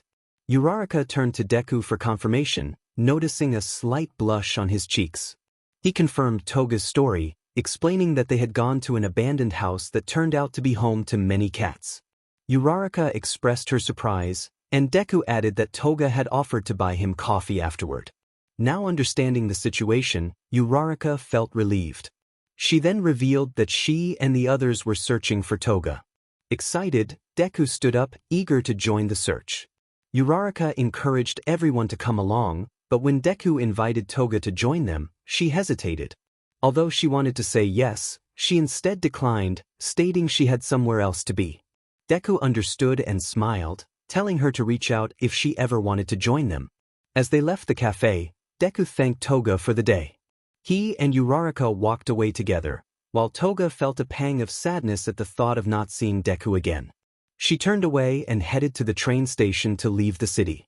After hours of walking, Toga arrived at the train station and purchased a ticket to her next destination. She settled on a bench at the waiting platform, noticing the unusual emptiness of the station. Before she could ponder the quietness, the train arrived. As she stood to board, memories of her time with Deku flooded her mind, filling her with sadness at the thought of leaving without creating more memories with him. Just as she contemplated her decision, an announcement echoed through the station, indicating the train would leave in 1 minute. Toga turned away from the exit, choosing not to board the train as the doors closed behind her. Instead, she entered a cart filled with passengers, but she ignored them and made her way to an empty row of seats, sitting down in the center, lost in thought. Now seated, Toga lowered her head and grasped the sides of Deku's jacket, which she still wore. Closing her eyes, she brought the fabric close to her nose, inhaling Deku's scent, which deepened her sadness. She whispered his name softly, Izuku. Opening her eyes, she noticed a shadow looming over her. Looking up, she saw a man in a coat and fedora gazing down at her. Toga released the jacket and placed her hands in her lap, regarding the man with a blank expression as she posed a serious question. She asked if she could help him. The man responded that, in fact, she could, addressing her by name. Toga's expression shifted from blankness to seriousness, her eyes narrowing with anger as she demanded to know who he was. The man revealed himself to be a pro-hero, one she recognized from the alleyway when she had retrieved her clothes and startled him in her cat form. Toga acknowledged his status with a smirk, questioning his authority. The hero urged her to make it easy on herself and surrender. Toga declared that she had come too far to give up, especially to someone she deemed a foolish hero. The hero reiterated his point, snapping his fingers. At that moment, the people seated around them stood and approached him, revealing themselves to be heroes as they discarded their disguises. He pointed out the odds, stating that there was only one of her and 5 of them. He warned her that the train was returning to the station, where more pro-heroes awaited. He advised her to surrender, or things would not end well for her. Toga sighed, turning her head to glance out the window at the approaching tunnel. The hero pressed her for an answer, offering her a choice between the easy way and the hard way. Toga simply smiled at the group, suggesting that she would choose her own path. As the train entered the tunnel, darkness enveloped them. The hero reached out to Toga to prevent any sudden moves, but when his hand extended toward her, she had vanished. He exclaimed that she was gone. Suddenly, a chilling scream echoed through the train, followed by the sound of something heavy hitting the ground. The other heroes braced themselves, and one by one, unsettling sounds filled the air until silence fell as the train emerged from the tunnel. Sunlight streamed through the windows, revealing the hero standing amidst the fallen bodies of his companions, yet Toga was nowhere to be found. In a panic, he scanned the area until he heard a cat's meow, causing him to stumble back onto a seat. Looking ahead, he spotted Toga's discarded clothes, and perched atop them was a small blonde cat that stared back at him. Recognition dawned upon him. It was the same cat from the alleyway. The cat leaped into the air, revealing a knife in its mouth. It hurled the weapon toward the hero, who looked up just in time to see Toga transform mid-flight, snatching the knife from the air and plunging it into his head. With all the heroes now defeated, Toga withdrew her knife and stepped back, standing amidst the fallen. She let out a sigh, acknowledging that one problem was resolved. Suddenly, the train's intercom announced that they would arrive at the station in 10 minutes. Toga realized it was time to confront her next challenge. 10 minutes later, as the train arrived at the station, heroes lined each platform. When the doors opened, they rushed in to apprehend Toga, only to be met with a gruesome sight. Distracted by the bodies of their fallen comrades, Toga transformed back into a cat and hid beneath the seats, clutching a plastic bag filled with clothes in her mouth. She slipped out of the train unnoticed and made a swift escape from the station. As she ran, Toga understood that leaving the city was now nearly impossible, especially after what she had done. She knew the heroes would relentlessly pursue her, making her usual hiding spots unsafe. With determination, she thought of the only place she could find safety and ran without stopping. As the sun set, painting the sky orange, Deku made his way home after searching with his friends. While walking, he checked his phone and saw a news report about the train station incident. The article lacked details but warned people to avoid the area. Deku expressed concern, hoping no one was hurt. As he scrolled through the article, he noticed a photo of the train station entrance. In the corner, he spotted a small yellow blur, something moving too quickly for the camera to capture clearly. Squinting, he leaned closer, realizing it resembled some sort of animal. As Deku focused intently on his phone, he suddenly heard the sound of leaves rustling nearby.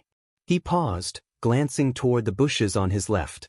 Noticing they were still, he returned his attention to his phone and took a step forward.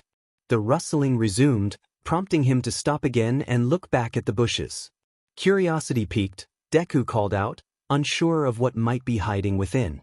He cautiously approached the bush, each step causing it to rustle more. When he reached the front, the noise abruptly ceased. Feeling a mix of apprehension and bravery, he leaned in closer to investigate. Just then, a blur sprang from the bush, startling him and causing him to tumble to the ground, hitting the back of his head. Wincing from the impact, he rubbed the spot while squinting at the pain. Suddenly, he heard a soft meow. The sound made him forget his discomfort as he looked up to see Toga perched on his chest. Realizing it was truly her, he felt a wave of relief wash over him. He quickly sat up, embracing her tightly, expressing how much he had missed her. Toga snuggled against him, closing her eyes and enjoying the warmth of his embrace. As he stood up, still holding Toga, he smiled down at her and suggested they head home. With Toga in his arms, he began walking back, unaware that beneath the bush lay a plastic bag containing her clothes and his jacket. Hours later, upon returning home, Deku called out for his mom, eager to surprise her with Toga. At the train station, heroes and police officers surrounded the area, preventing anyone from getting too close. Among those held back were some students from Class 1A. Uraraka asked what was happening, while Denki mentioned a news report he had seen, indicating something troubling had occurred, though details were scarce. Mina expressed her frustration about how they would get home, and Tsuyu suggested taking the bus. Ida pointed out that the bus wouldn't accommodate all of them. Shiro voiced his concern about their options, and Todoroki proposed calling his family's chauffeur. Everyone turned to him expectantly. After a few minutes, Todoroki made the call, and they decided to wait at a nearby cafe. While waiting, they began discussing their experiences from the day's search. Uraraka asked how everyone had fared, and Mina shared that handing out flyers was easy, but searching was challenging. Shiro lamented about searching alleys and only encountering unfriendly stray cats. Denki chimed in, recounting how he had been scratched while mistakenly thinking he had found Midoriya's cat. Mina advised him to avoid picking up random cats in the future, and Ida reminded them that they would continue their search alongside Midoriya the next day. Uraraka agreed, emphasizing that persistence would lead them to Deku's cat. Just then, they heard a car horn, prompting them to look out the window and spot Todoroki's chauffeur arriving. As they got up to leave the cafe, they were impressed by how quickly the chauffeur had come. Once inside the car, the chauffeur began driving them home. Meanwhile, Uraraka gazed out the window, wondering how Deku was doing. Upon arriving home with Toga, Deku called for his mom, but there was no answer. As he prepared to search for her in the kitchen, he felt his phone vibrate in his pocket. Pulling it out, he saw a message from his mom, informing him that she would be delayed at work due to a sick call and that leftovers were available for him. After reading the message, Deku decided they would surprise her when she returned. He looked down at Toga with a smile, suggesting they take a little time together. Toga responded with a soft meow. Deku took her to the bathroom, filling the tub with warm water. He gently scrubbed soap into her fur, and Toga purred in contentment, enjoying the familiar sensation. After her bath, he brought her to his room, where he carefully dried her off with a towel and a blow-dryer, making sure she felt comfortable and loved. Once he finished drying Toga, Deku looked at her with a smile, feeling a sense of relief. He expressed his happiness that she was back, and as he pet her gently on the head, he noticed tears beginning to well up in his eyes, revealing just how much her return meant to him.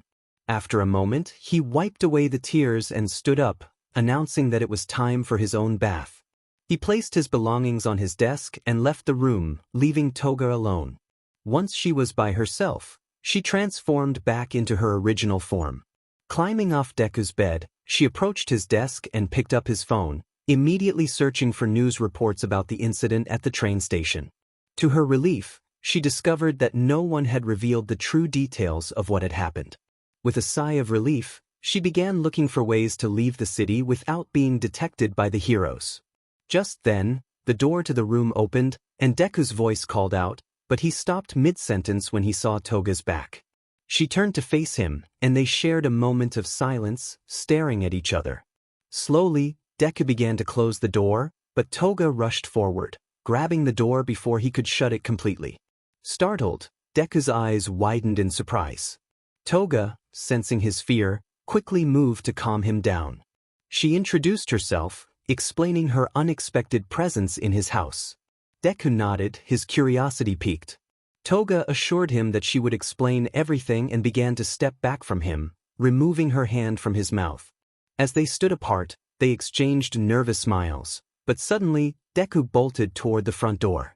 Reacting quickly, Toga tackled him from behind, pinning him to the ground. Deku felt a rush of embarrassment as he tried to call for help. Before he could finish his plea, Toga covered his mouth again, trying to reassure him. Despite her efforts, he continued to struggle, prompting her to take more drastic measures. She reached for a vase on the table beside them, raising it as she looked down at him, apologizing softly before striking him gently on the back of the head. The vase shattered, and Deku lost consciousness. 30 minutes later, Deku began to wake up, his eyes fluttering open to reveal Toga sitting on his bed, now dressed in his clothes. Confused and frightened, he tried to speak but found his mouth taped shut and himself bound to a chair. Panic set in as he wondered what Toga would do next, and he instinctively looked around for his cat. Toga, noticing his distress, reassured him that his cat was safe. She approached him, leaning forward and placing her hands on his shoulders, acknowledging his fear. She promised that she wouldn't harm him and asked if he would listen to her explanation if she removed the tape from his mouth. Deku nodded, eager to hear her out. With a swift motion, Toga peeled the tape off his lips, causing him a momentary sting. He immediately attempted to scream for help, but Toga quickly covered his mouth again, muffling his cries. She sighed, realizing he might react this way, and decided that she needed to communicate without words. Toga stepped back, instructing Deku to keep his eyes on her. As he complied, he watched in astonishment as she began to shrink, her clothes falling to the ground as she vanished from sight. While looking at the clothes on the floor, Deku heard a familiar sound, a meow. He turned to see Toga in her cat form emerge from the pile of clothes, and he looked at her in utter shock. Toga then jumped onto his lap, transforming back into her human form and straddling him, their faces just inches apart. She reached for the corner of the tape on Deku's mouth and slowly removed it. This time, he did not scream for help. Deku stammered, questioning if Toga was really his cat. Toga confirmed her identity, introducing herself as Himiko Toga, and asked if she could explain herself. Deku, still processing the situation, requested that she put her clothes back on. Toga glanced down and realized her state of undress made Deku nervous, prompting her to awkwardly smile and agree to get dressed. Once Toga was clothed and Deku was freed from the chair, she began to explain her circumstances. It took a few minutes for Deku to grasp her story. Afterward, they sat on the bed, where Deku recapped her explanation. He summarized that she was a criminal on the run from heroes who were unaware of her cat quirk, which helped her evade capture. On the day they first met, she had been pursued by heroes and had let him take her home to wait out the search. He asked if he had understood everything correctly, to which Toga confirmed, adding that she had also tried on some of his clothes and his mother's makeup while he was away. Deku realized why some of his clothes were scattered and felt warm, blushing at the thought of his boxers. Toga apologized, explaining that his clothes were just so comfortable. Deku then inquired why she had returned and why she hadn't revealed the truth sooner. Toga explained that she preferred to keep her quirk a secret to avoid alarming him and to maintain her freedom. She expressed her desire to live without constraints, having always felt pressured by others. Deku, feeling a mix of sadness and concern, asked what trouble she had gotten into. Toga revealed that after they parted ways at the cafe, she had gone to the train station to leave the city, but the heroes had set a trap for her. Deku immediately recognized the train station she referred to, where public access had been denied due to hero activity. Toga admitted that she had fought back against the heroes who tried to capture her, shocking Deku with her calm admission of violence. Deku questioned her reasoning, and Toga explained that she didn't want to be arrested, she simply wanted to live freely. She expressed her frustration at always being told what to do. Deku acknowledged her feelings but reminded her that taking lives was wrong. Toga understood but insisted that it was the only way for someone like her to remain free. This made Deku feel sad for her predicament. An idea struck Deku, and he proposed that if she didn't have to kill anymore, perhaps he could help her. Toga, intrigued, asked for clarification. Deku reminded her of her desire to leave the city and offered his assistance. Toga was surprised that he wanted to help her, questioning his motives given her reputation. Deku explained that he wanted to protect her and fulfill his promise to take care of her, regardless of her true nature.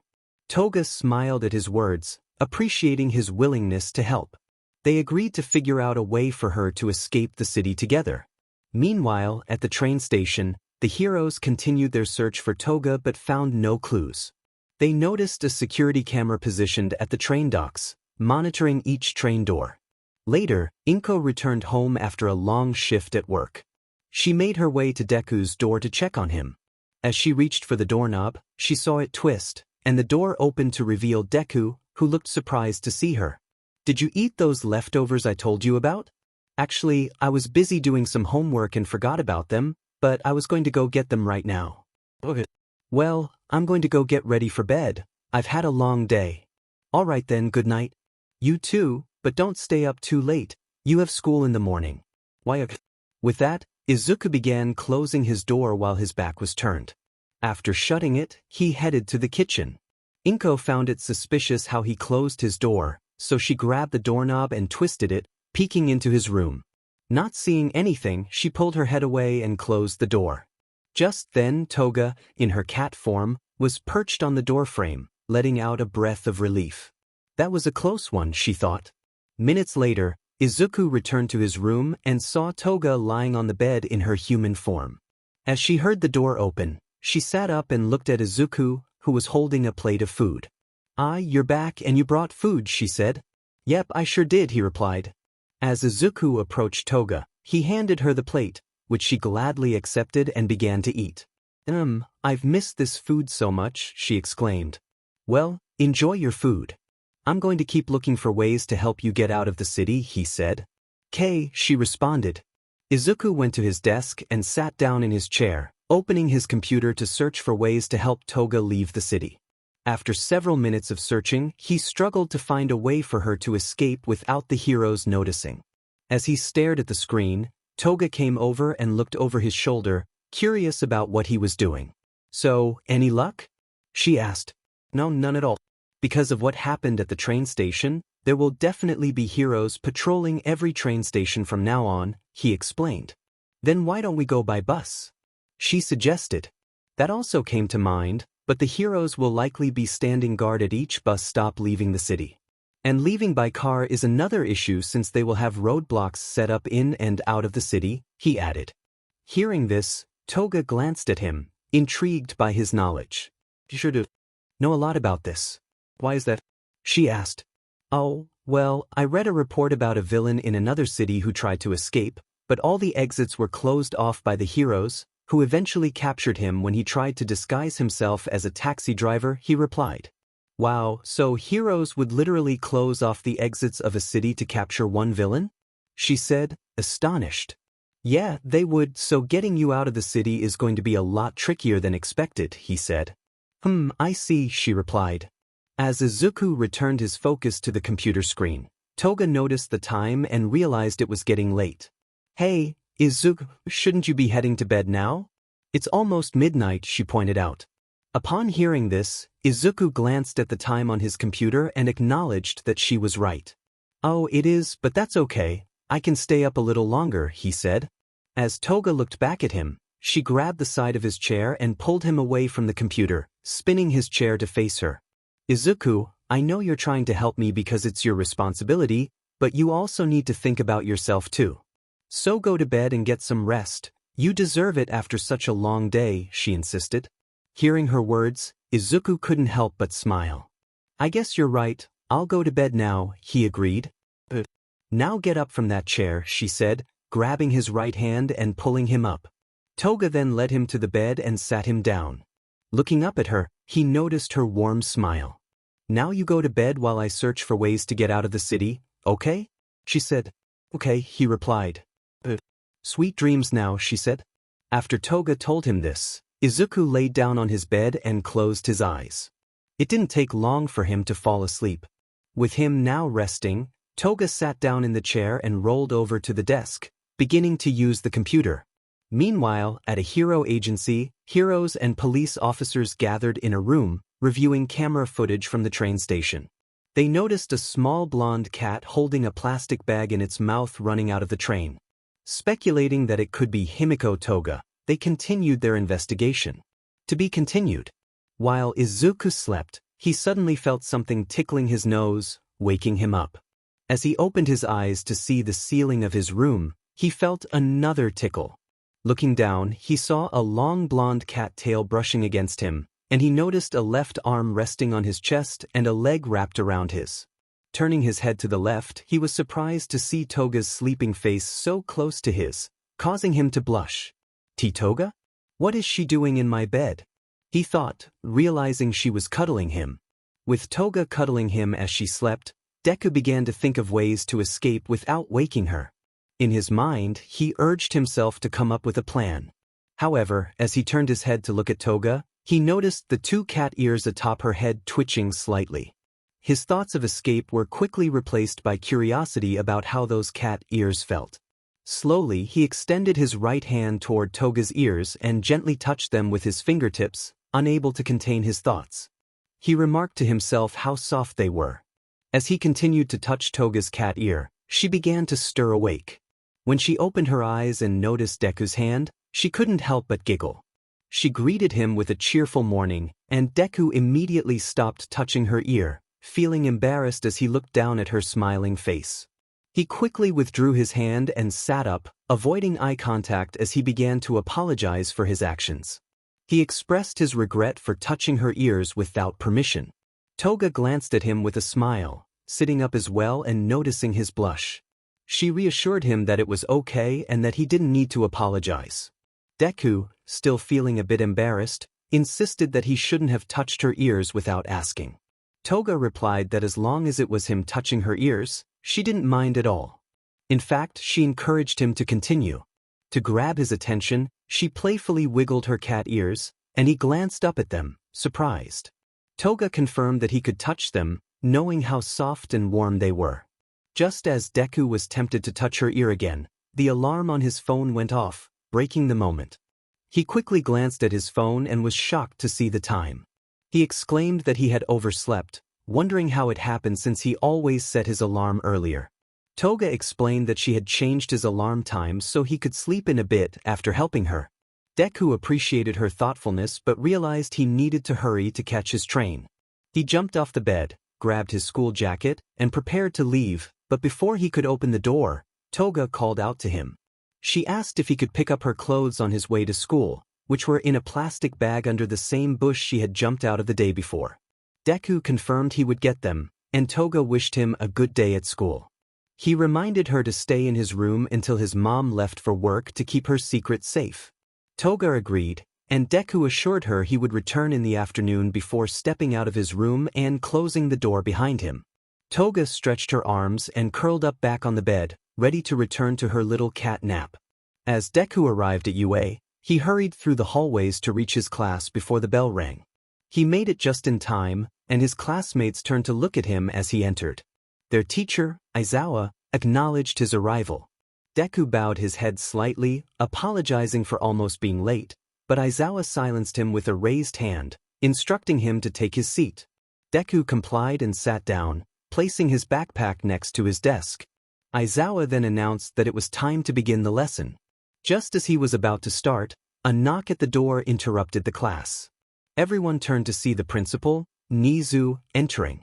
Nizu greeted Aizawa and explained that he was there to retrieve Deku. Immediately, Deku stood up and raised his arm to indicate he was present. Nizu acknowledged him and asked him to come along. Deku agreed and got up from his desk, ready to follow the principal. As Aizawa stood up from his desk and approached Nizu, he felt a surge of curiosity about why Midoriya was being pulled from class so unexpectedly. He inquired about the situation, wondering if Midoriya had done something wrong. Nizu assured him that it was not the case. Rather, an important matter had arisen that required Midoriya's attention. With that, Deku joined them, and Aizawa reluctantly accepted the situation. Nizu and Deku made their way through the school hallways, and Deku couldn't shake the feeling of curiosity about the reason for his sudden departure from class. He hesitantly asked Nizu what the matter was, to which Nizu replied that he would reveal more once they reached his office. Deku nodded in response, still puzzled but willing to follow. After a few minutes of walking, they arrived at the principal's office. Nizu opened the door, revealing two pro-heroes standing by the desk. They turned to greet them, and Nizu apologized for keeping them waiting. The first hero assured Nizu that it was fine, while the second hero confirmed that they were indeed looking for Izuku Midoriya. Deku was taken aback. Not many heroes knew his name. Nizu introduced him, explaining that the heroes had some questions for Deku. Eager to assist, Deku expressed his willingness to answer their questions to the best of his ability. The first hero indicated that if Deku could provide the information they needed, he would be a great help. The second hero then pulled out a missing pet flyer featuring Toga, asking if it was Deku's cat. Seeing the flyer made Deku nervous, but he confirmed that it was indeed his cat and inquired why they had the flyer. The first hero explained that several pets had gone missing recently, and they were trying to help find them. Deku realized they wanted to assist in locating Toga. The second hero invited Deku to join them in the search after school, but Deku hesitated, explaining that he had prior commitments at home. He thanked them for their offer but politely declined. The first hero understood and reminded Deku to contact them if Toga returned home safely. Deku agreed and felt a sense of relief that they were willing to help. With their discussion concluded, Nizu wished the heroes luck in their search for the missing pets. The heroes expressed their gratitude for speaking with one of Nizu's students before leaving the office. Once they were gone, Nizu turned to Deku, informing him that he could return to class now. Deku nodded and exited the principal's office, heading back to his classroom. Meanwhile, the heroes stepped outside the school and into their car, where they began discussing the encounter. One hero expressed skepticism about the meeting, suggesting it was a waste of time. The other hero countered, noting how nervous Deku had become when shown the flyer. The first hero speculated that Deku might know more about Toga than he let on, but the second hero dismissed the idea, pointing out that Deku was still alive. The first hero insisted they should keep an eye on Deku, while the second hero shrugged it off and suggested they return to their search. As they drove away from Yu, Deku watched from the window, realizing he needed to get Toga out of the city as soon as possible. After class ended, Izuku began packing his belongings when his friends approached him. Uraraka asked if he was ready to head out, to which Deku responded with confusion about their destination. Uraraka reminded him they were going to put up more flyers for Toga and search for her. Suddenly, Deku recalled that he had intended to help Toga escape the city. Before he could explain, Momo chimed in, revealing that she had made more flyers, holding a large stack alongside Jiro. Ida added that with so many flyers, they could cover the rest of the city. Siro mentioned using his tape to cover an entire wall with the flyers. Uraraka declared that they were all set for another search. Seeing his friend's determination, Deku felt conflicted about how to tell them he had already found Toga, especially since she was not just a cat but a girl in need of help. Like the pro heroes earlier, he decided to make an excuse, expressing his gratitude for their efforts but stating that something had come up and he needed to go home. His friend's expressions shifted from determination to confusion, and Deku felt a pang of guilt as he apologized for letting them down. But it seemed best not to search today since there were already plenty of flyers out in the city. Uraraka thought it wise to hold off for a while. Deku agreed, and with that he bid farewell to his friends as he left the classroom. As he walked out, everyone else began gathering their bags to head home. While packing her things, Uraraka found herself pondering why Deku was hesitant to search, especially since he had been so determined to find Toga. She couldn't shake the feeling that he might be keeping something from them. Upon arriving at his apartment, Deku noticed that his mother had not yet returned, which was a relief. He headed straight to his room to see Toga. Before entering, he knocked on the door and called her name. Not hearing a response, he assumed Toga might be asleep. He opened the door and stepped inside, but to his dismay, Toga was nowhere to be found. Concerned, he began searching the room while calling out her name. Just as he was starting to worry that she had run away again, Toga entered the room, a towel wrapped around her and another towel in her hands to dry her hair. She expressed her relief at having taken a bath, and as she finished drying her hair, she noticed Deku standing there, looking a bit distressed. Seeing the tears in his eyes, Toga asked what was wrong. In a rush, Deku got up from the floor and rushed over to her, embracing her tightly, which surprised her.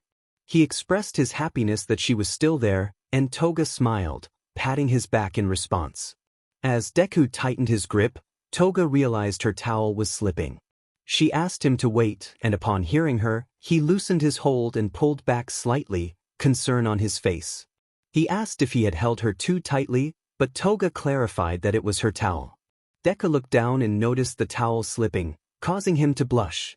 He quickly released her and turned away, his face turning bright red as he apologized for the situation. Toga reassured him it was okay and mentioned she needed to get changed.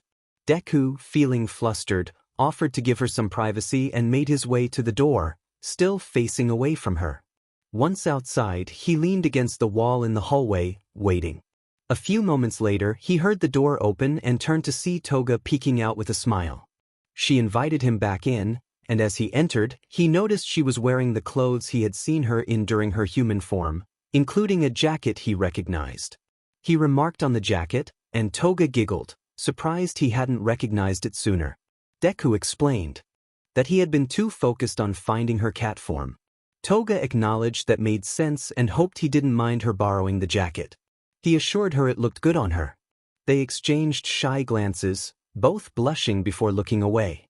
Deku suggested they continue figuring out a way to get her out of the city, and Toga agreed. They resumed their search for a way to leave, unaware that two pro-heroes Deku had spoken to earlier were outside the apartment complex, keeping watch. As they continued brainstorming, Deku glanced at Toga, who was lying on the bed, scrolling through her phone. He called her name, and she turned to him, curious. He mentioned that some heroes had visited him at school that day, which immediately caught Toga's attention. She got up, looking worried, and asked what they wanted. Deku explained they offered to help look for her, but he had declined their assistance. Toga felt relieved but questioned whether they knew about her quirk. Deku admitted he wasn't sure, but they needed to find a way to get her out of the city quickly before the heroes discovered anything. Determined, Toga suggested they get back to searching, and Deku agreed. They continued their efforts, and as an hour passed, Deku glanced at Toga again, finding her sitting on the bed, back against the wall, focused on her phone. As Deku looked at Toga, he couldn't help but wonder how she ended up in this situation. Curiosity got the better of him, and he decided to ask her about it. Deku called out to her, and Toga glanced up from her phone, acknowledging him. He hesitated, searching for the right words. With a serious yet slightly nervous expression, he finally asked how she found herself in such a predicament. Toga was taken aback by the question, clearly not expecting it. She lowered her phone, her demeanor shifting to one of sadness, which made Deku worry that he had upset her. He quickly reassured her that it was okay if she didn't want to share. It was her business after all. Toga insisted it was fine to talk about it, feeling that it was the least she could do since he had done so much for her. Deku, still unsure, asked if she was really certain about sharing her story, not wanting her to feel pressured. With determination, Toga began her tale, explaining that her quirk had developed when she was just 4 years old. One morning, she transformed into a small blonde cat, much to her surprise. Initially excited, she rushed to show her parents, only to receive a reaction that crushed her spirit. Her mother was allergic to cats, and her father had a strong aversion to them. They told her never to transform around them or anyone else, expressing their shame. Deku, puzzled, asked why they felt that way. Toga explained that they believed having a daughter who could turn into an animal they disliked would reflect poorly on them. As a child, she obeyed their wishes, suppressing her quirk. Despite her parents' warnings, there were moments when she used her quirk, but each time she was caught and reprimanded. Eventually, she stopped using it altogether. Years later, in junior high, she had nearly forgotten about her ability until a new boy caught her attention. He was kind and popular, and when she overheard him express his fondness for animals, she thought he might appreciate her cat form. After school, she followed him, hiding behind trees and bushes before finally transforming into her cat form. In that moment, she felt a sense of freedom. She approached him, hoping to elicit a smile, but instead he looked down at her with disgust. To her shock, he kicked her away, and as she felt the impact, she noticed the same disdain in his eyes. To make matters worse, he unleashed his dog on her, prompting her to flee through the neighborhood until she found refuge in a tree. Once she felt safe, she returned to her clothes, transformed back into her human form, and broke down in tears, clutching her aching stomach. Deku listened intently, feeling a mix of sympathy and disbelief. Toga continued, explaining that when she returned home, her mother's allergies flared up, revealing that she had transformed again. Her parents scolded her and sent her to her room, ignoring the tears on her face. Lying in bed, she cried and questioned why everyone seemed to hate cats, eventually falling asleep. The next day at school, she spotted the boy who had hurt her. His smile, as if he took pride in his actions, ignited a deep anger within her. That night, she made a decision. Sneaking into his room while he slept, she confronted him, and in a moment of rage, she transformed back into her cat form, shocking him awake. The look of surprise on his face was fleeting, and in that instant, something inside her snapped. Afterward, she returned to her human form, dressed, and prepared to leave through the window. Just as she was about to escape, his mother entered the room, witnessing the scene before her. All that happened a year ago, and now Toga was still on the run from the heroes after the boy who hurt her. After finally sharing her story, she looked at Izuku and saw the shock on his face, which she had expected. Toga acknowledged that it might be a lot to take in, but she wanted him to know that she didn't regret any of it. Suddenly, she was embraced by Deku, who held her tightly against him, his arms wrapped around her securely. He told her that even if she claimed not to regret anything, he could see that she was hurting. He assured her that he was there to help take that pain away and encouraged her to let it all out.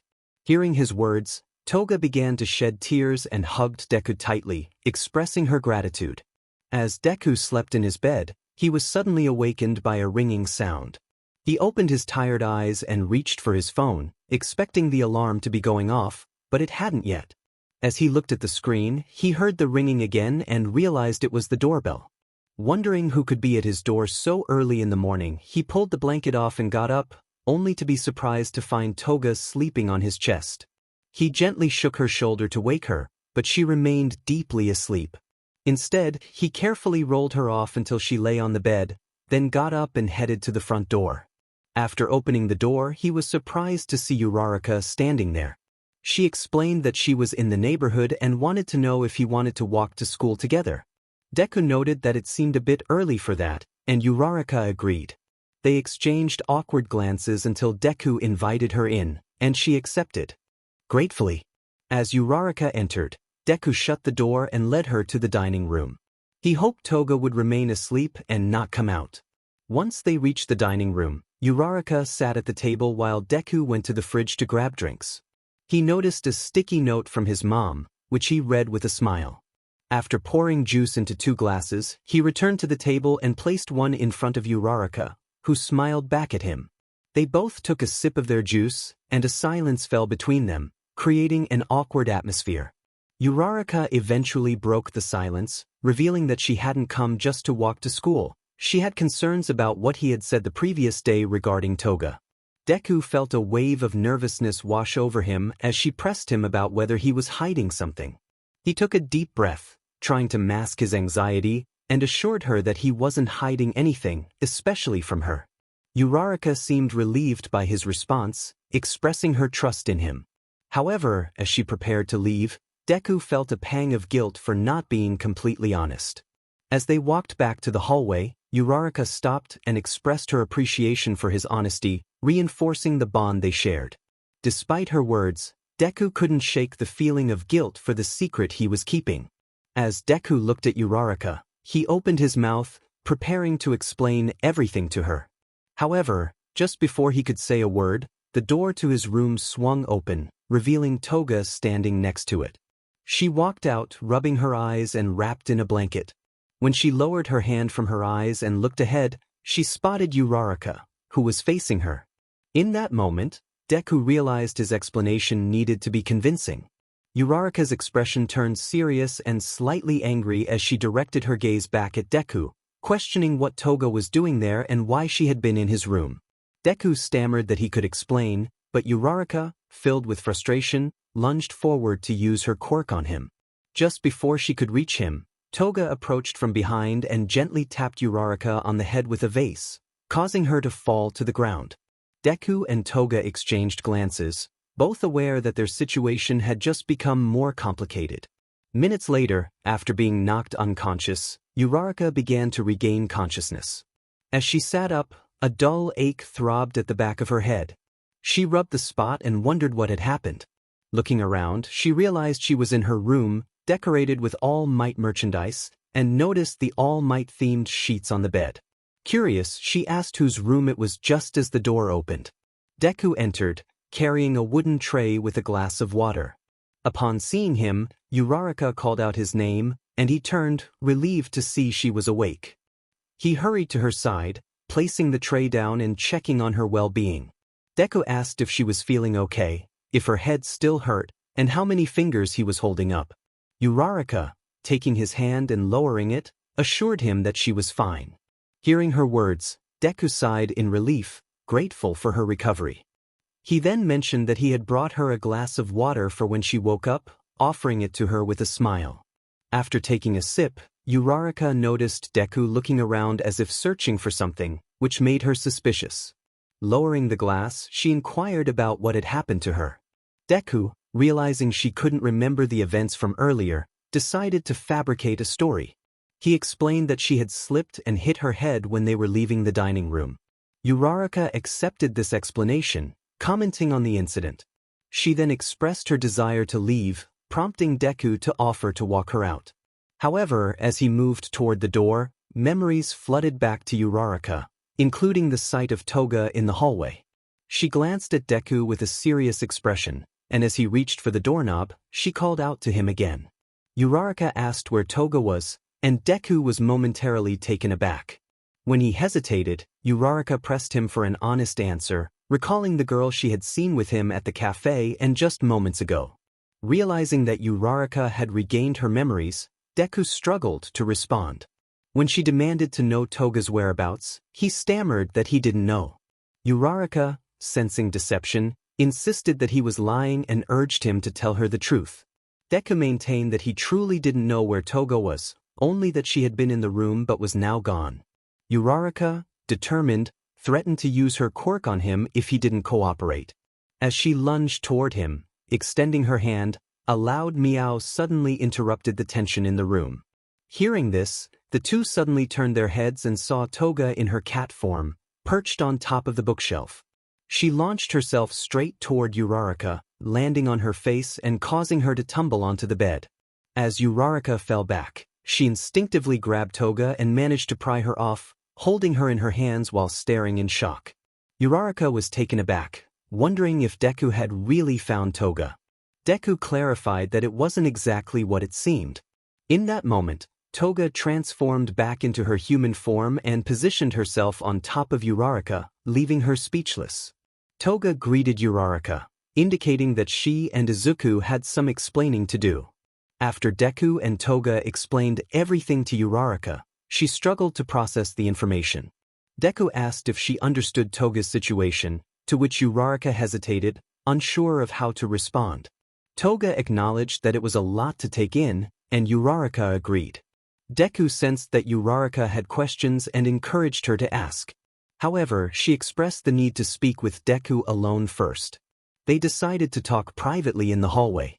Uraraka got up from her chair, and Deku followed suit, rising from his bed. Before heading to the door, he glanced at Toga and offered her a reassuring smile, hoping to convey that everything would be okay. Once outside in the hallway, Deku asked what Uraraka wanted to discuss. She spoke quietly, expressing her concern about whether Toga was threatening him. Deku was taken aback by the question but quickly lowered his voice, explaining that Toga was not a threat. He was simply trying to help her escape the city without the pro-heroes discovering her. Uraraka pointed out that Toga had admitted to hurting people, which put Deku at risk of being seen as an accomplice. He acknowledged the potential consequences but insisted that Toga was his responsibility. Uraraka was surprised by his conviction, and Deku emphasized that he had chosen to care for Toga and would help her leave the city, asking Uraraka to keep this a secret. Seeing Deku's determination, Uraraka felt admiration for him and promised to keep quiet. Deku expressed his gratitude, knowing he could trust her. They both smiled at each other, and Deku asked if there was anything else she wanted to discuss. Uraraka shook her head, and they decided to return to the room to continue their conversation with Toga. Upon entering, they found Toga still sitting on the bed, smiling at them. She inquired if they had talked about what Uraraka needed with Deku. Uraraka confirmed that she had and then asked Toga how she could help her leave the city. This question surprised both Deku and Toga, as it was unexpected. Deku called Uraraka's name in surprise, but she responded confidently, reminding him that he had said he could trust her. She assured him that she wanted to help them find a way out of the city. Seeing her confidence, Deku smiled and agreed to trust her, and Toga echoed his sentiment. Uraraka felt encouraged by their support and asked what she could do to assist. After an hour of planning, Deku and Uraraka exited the apartment complex and began walking to school together. As they walked, Uraraka glanced over her shoulder and noticed a parked car outside the complex, recalling that she had seen it earlier that morning. She asked Deku if that car was usually parked outside. Deku recognized the car as belonging to the pro-heroes who had come to see him recently. He quickly urged Uraraka not to look, and she complied, turning her gaze back ahead. Concerned, she asked what was wrong. Deku explained that the car belonged to the heroes who were trying to find Toga, but he doubted they were looking for her cat form. And seeing that they were outside his apartment complex, they definitely knew about Toga's quirk. Uraraka suggested they act natural and figure things out when they got to UA. With that in mind, Deku and Uraraka continued walking to school together, unaware that the two pro-heroes in the car were following them. During lunchtime at UA, Deku and Uraraka were in the library using the computers to search for ways to help Toga leave the city. Uraraka sat in front of a computer while Deku stood behind her, looking over her shoulder as she began listing possible escape routes. Uraraka proposed that Toga could transform into a cat and hitch a ride on a bus or taxi leaving the city. However, Deku pointed out that the heroes were searching every vehicle exiting the city. Uraraka then suggested that they could take Toga out of the city themselves, perhaps in a backpack or box, but Deku explained that the heroes were also checking belongings being taken out. Uraraka noted how desperate the heroes seemed to catch Toga, prompting her to ask what exactly Toga had done to attract their attention. Deku hesitated, knowing it was something personal that Toga wouldn't want him to share. He explained that what Toga did was neither good nor bad, so he would keep it to himself. Uraraka then asked Deku a more personal question. If they managed to get Toga out of the city, would he be okay? Deku was taken aback, realizing he hadn't considered that possibility. He wanted to help Toga escape to safety, but the thought of her leaving again troubled him. He admitted to Uraraka that he didn't know how to answer her question. She reassured him that there was no rush and they had time to continue searching for ways to help Toga. With a renewed focus, they resumed their search together. Meanwhile, in the Midoriya household, Toga was also looking for ways to leave the city. However, the options were limited, and she knew the heroes would be anticipating those routes. Frustrated, Toga decided to take a break and lay down on her bed, burying her face in a pillow. As she did, she caught a whiff of Deku's scent, which brought her comfort. She smiled, feeling a sense of warmth from the memory of him. Toga reflected on how much she would miss his scent once she left.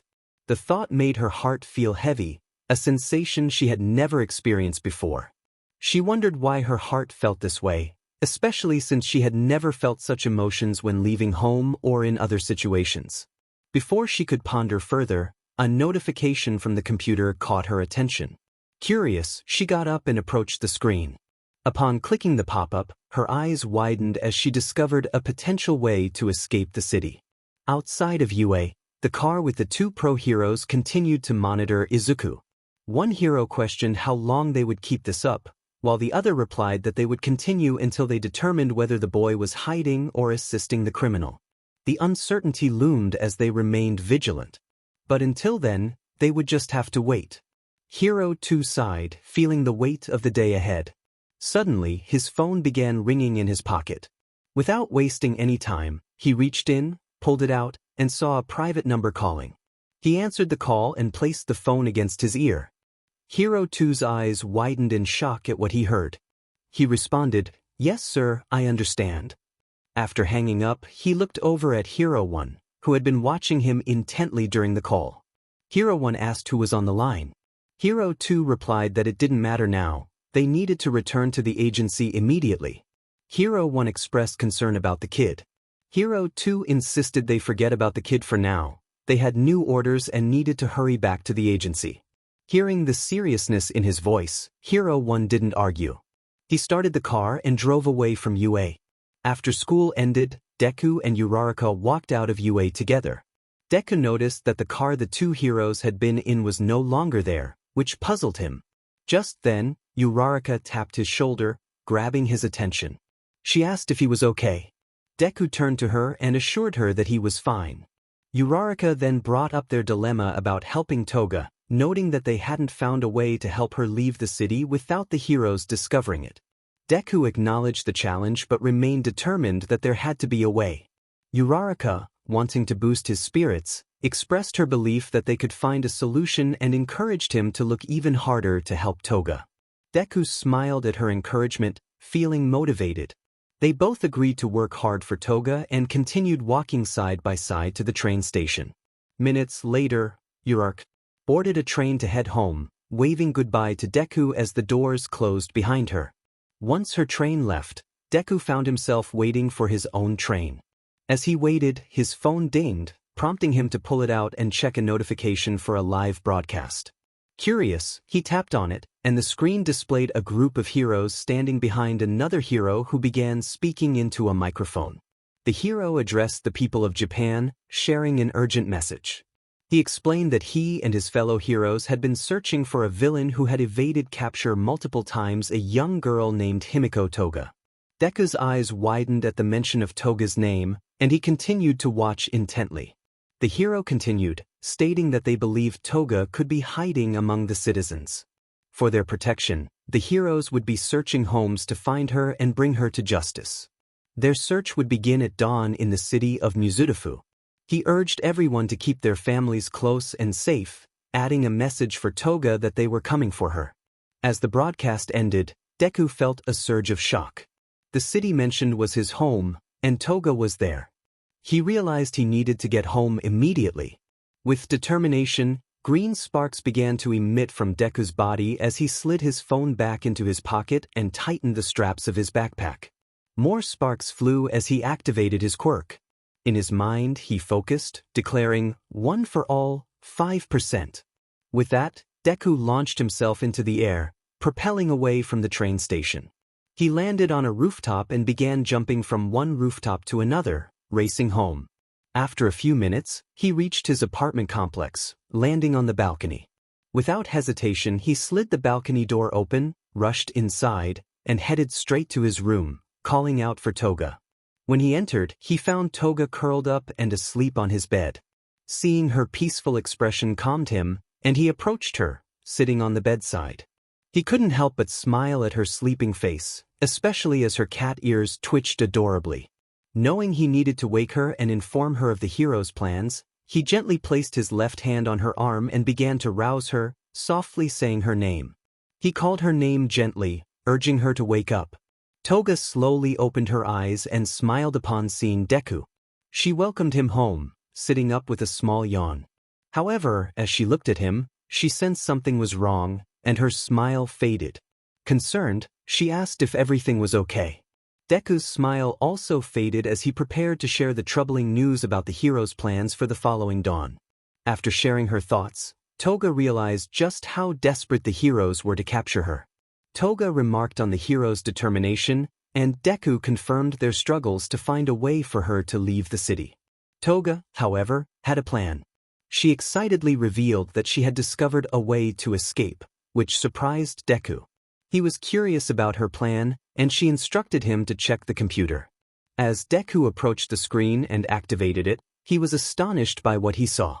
This could be Toga's chance to truly break free. Suddenly, Deku felt his phone vibrating in his pocket. He pulled it out to see that Uraraka was calling him. He answered and placed the phone to his ear, hearing her voice urgently asking if he was aware of the hero's plans. Deku confirmed he was, and Uraraka inquired about their next steps. He explained that he had found something that could help Toga escape the city and instructed her to come to his apartment complex at midnight, suggesting she use her quirk to float up to his balcony instead of using the front door. Uraraka agreed to meet him. With the call ended, Deku turned to Toga and expressed their opportunity to help her escape. Toga was enthusiastic about the plan. At midnight, Uraraka arrived at Deku's apartment complex. Instead of heading to the front entrance, she maneuvered to the side where the balconies were located. She quickly identified Deku's balcony and activated her quirk, floating upwards. As she neared the balcony, she reached out to grab the railing but only managed to graze it with her fingertips. Panic set in as she floated further away, unsure of what to do. Just then, the balcony door slid open, and Izuku rushed out, grabbing her arm to prevent her from floating away. Uraraka felt immense relief upon seeing him and smiled as he helped her regain her balance. Once she was safely on the ground, she thanked him for his assistance. Curious about Toga's whereabouts, Uraraka looked around. Before Deku could respond, the lid of his yellow backpack popped open, and Toga's cat form emerged, meowing softly as she peered over Deku's shoulder. Uraraka was amused and asked why Toga had transformed into a cat again. Deku explained that it was a safer choice for all of them, as Toga wanted to avoid being seen by any heroes. Uraraka praised Toga for her clever decision and gently petted her, eliciting soft purrs from the little cat. After a moment, she turned her attention back to Deku, asking about the plan to get Toga out of the city. Deku explained that it wasn't just about leaving the city, but also about getting away from the heroes. He revealed that Toga had shown him a computer image of an island, which was home to a village primarily populated by the elderly. This meant there was little hero activity there, making it a safe haven for Toga. Uraraka understood the implications and asked how they would get Toga to the island. Deku informed her that he had researched the island and discovered that a ship delivering supplies was currently at the dock, but it would leave at 3 o'clock. They needed to hurry to make it in time. Determined, Uraraka suggested they leave immediately. Deku closed the lid of his backpack, sending Toga back inside. Uraraka took hold of Deku's hand and activated her quirk, lifting them off the ground. As they floated over the railing, Uraraka noticed they were descending faster than expected and inquired about the contents of Deku's backpack. He explained that it contained supplies for Toga, which accounted for their rapid descent. Uraraka acknowledged the weight and urged them to move quickly. Together, they set off on their mission to ensure Toga's escape. But Deku just wanted to ensure that Toga reached her destination safely. He wore a small smile, but Uraraka could see that it masked his true feelings about the situation. Not wanting to disrupt their plan for Toga's escape, she remained silent. Once they touched the ground, Uraraka quickly released them from her quirk and pressed her fingers together. Deku noted that the docks were quite far away, but with the map on his phone he had found a quicker route that would get them there in about an hour. They needed to move quickly. Uraraka agreed, and they both pulled up their hoods before sprinting out of the apartment complex toward the docks. However, as they dashed away, the headlights of a car flicked on and began to follow them. A few minutes later, they arrived at the docks, only to find the entrance blocked by a fence topped with barbed wire. Deku expressed his frustration, wondering how they would get past it. Just then, he felt himself begin to float. He turned to see Uraraka, her hand on his back, holding onto his jacket to keep him from floating too high. He let out a nervous laugh, momentarily forgetting about her quirk.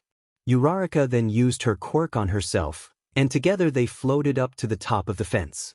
As they reached the barbed wire, Uraraka released her quirk, gently pulling Deku back down to the ground.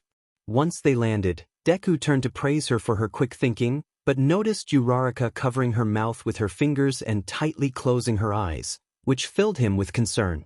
He asked if she was okay, and she admitted that using her quirk had taken a toll on her.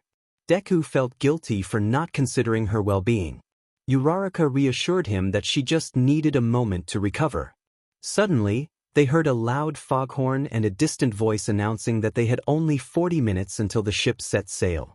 Uraraka realized that if she tried to run, it would only make her feel worse, so she decided to take a different approach.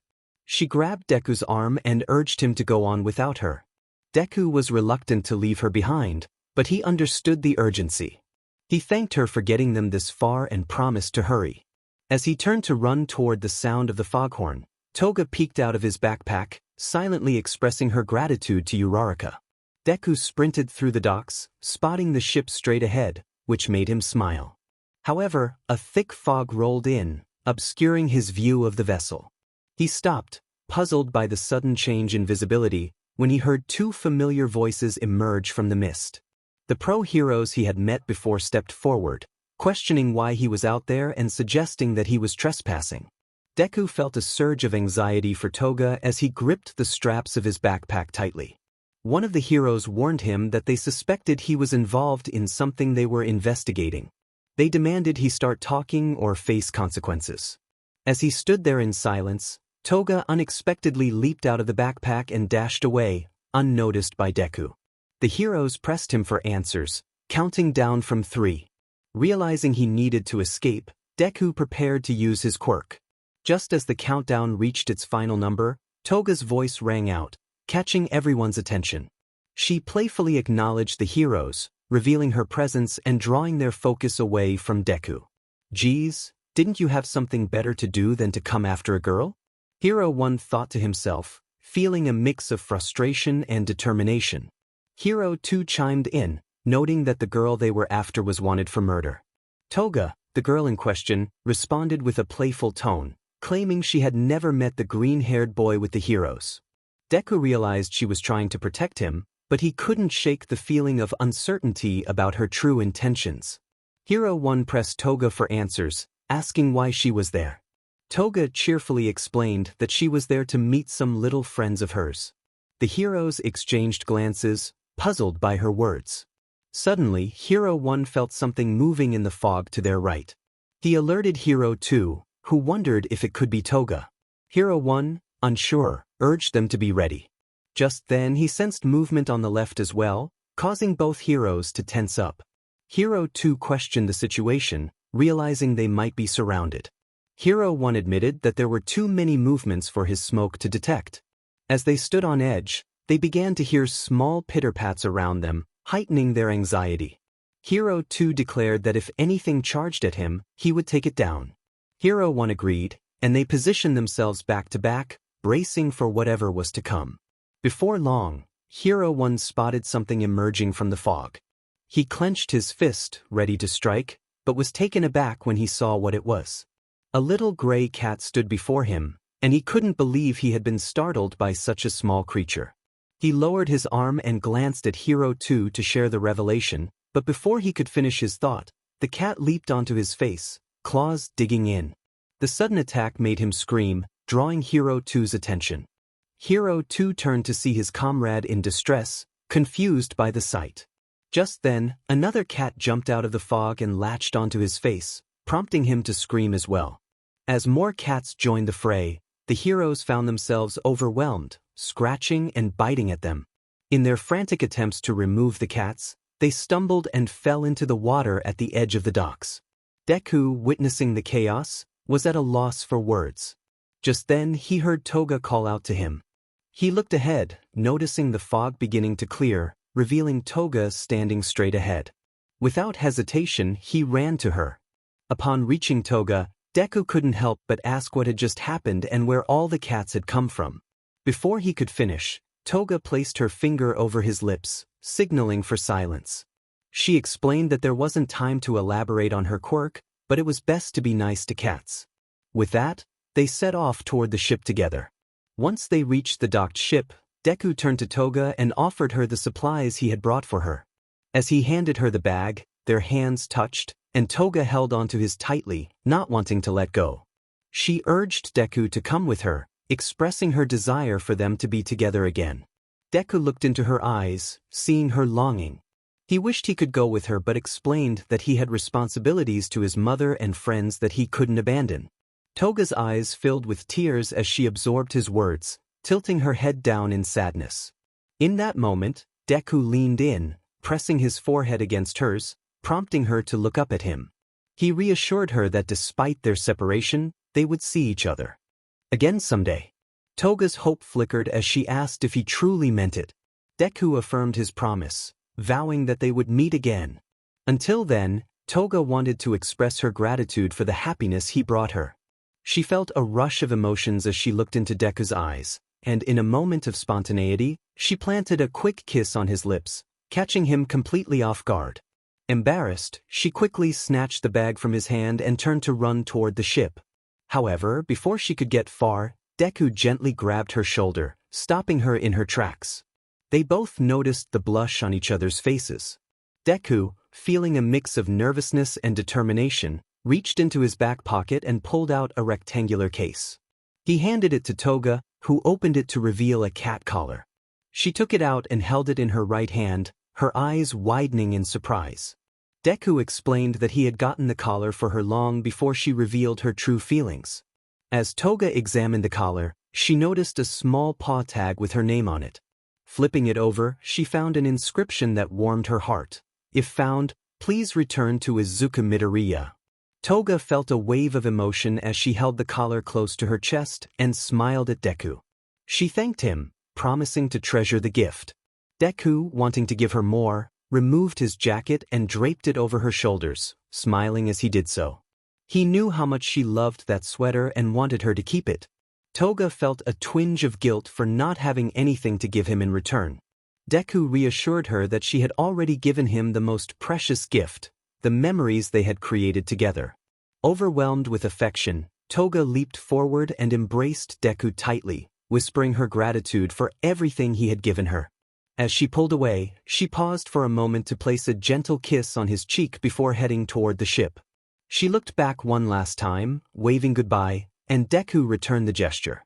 As Toga boarded the ship, it began to set sail toward the island where Deku knew she would be safe. Standing at the docks, Deku watched the ship disappear into the distance, accompanied by the meows of some cats that had been nearby.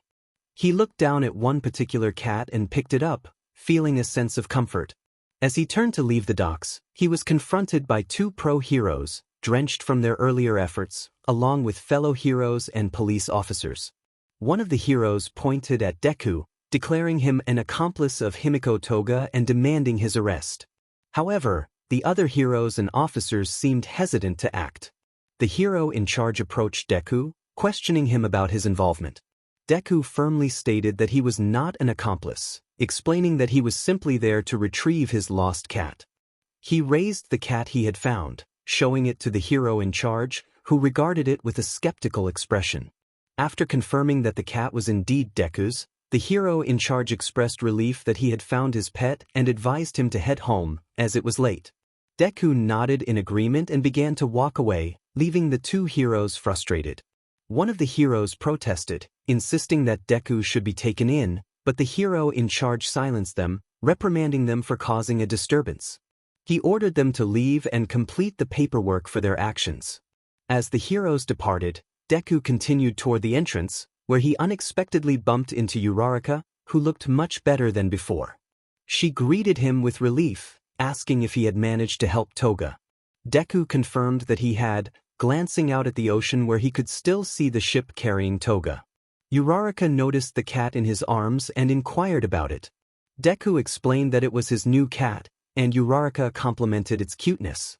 Sensing Deku's sadness, Uraraka placed her arm around his shoulder, offering comfort. She encouraged him to leave, reminding him that they had school in the morning.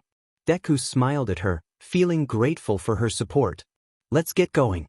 With that, Deku and Uraraka began walking out of the docks together to head back to their homes. A year later, a whole year had passed, and so much had happened. Yet, after all this time, Deku still thought about Toga and wondered every day how she was doing. One night, while on the balcony of his dorm, he looked up at the star-covered sky and pondered what Toga might be doing at that moment. Realizing how late it was, he turned to walk back inside. Just as he was about to slide the balcony door shut, he heard a familiar sound. Toga was sitting on the railing of the balcony, looking directly at Deku with a smile. Deku was surprised to see her. Toga playfully mentioned that she was wearing the cat collar he had given her. Recognizing her, Deku couldn't contain his happiness and rushed over, lifting her into the air in pure joy. Eventually, he placed her down and hugged her tightly, and she returned the embrace. Deku expressed his joy at seeing her again, and Toga shared that she had missed him dearly. After a few moments, they let go and began to talk. Deku asked why she was back, and Toga explained that she had heard the heroes stopped looking for her since they couldn't find her anywhere in Japan. Deku confirmed that it had been a year since they stopped searching, and he had been waiting to see her again. Toga then teased him about another cat's scent on him, to which he explained that he had gotten a new cat the day she left, clarifying that this new cat was nothing like her. Toga assured him that she wasn't going anywhere from that point on, proudly declaring herself as his little kitty. Overwhelmed with joy, Deku hugged Toga tightly once more. They pressed their foreheads together, and Toga placed a gentle kiss on Deku's lips, which filled him with happiness. Deku expressed how good it was to have her back, and Toga echoed that sentiment, saying it was wonderful to be with him. The end.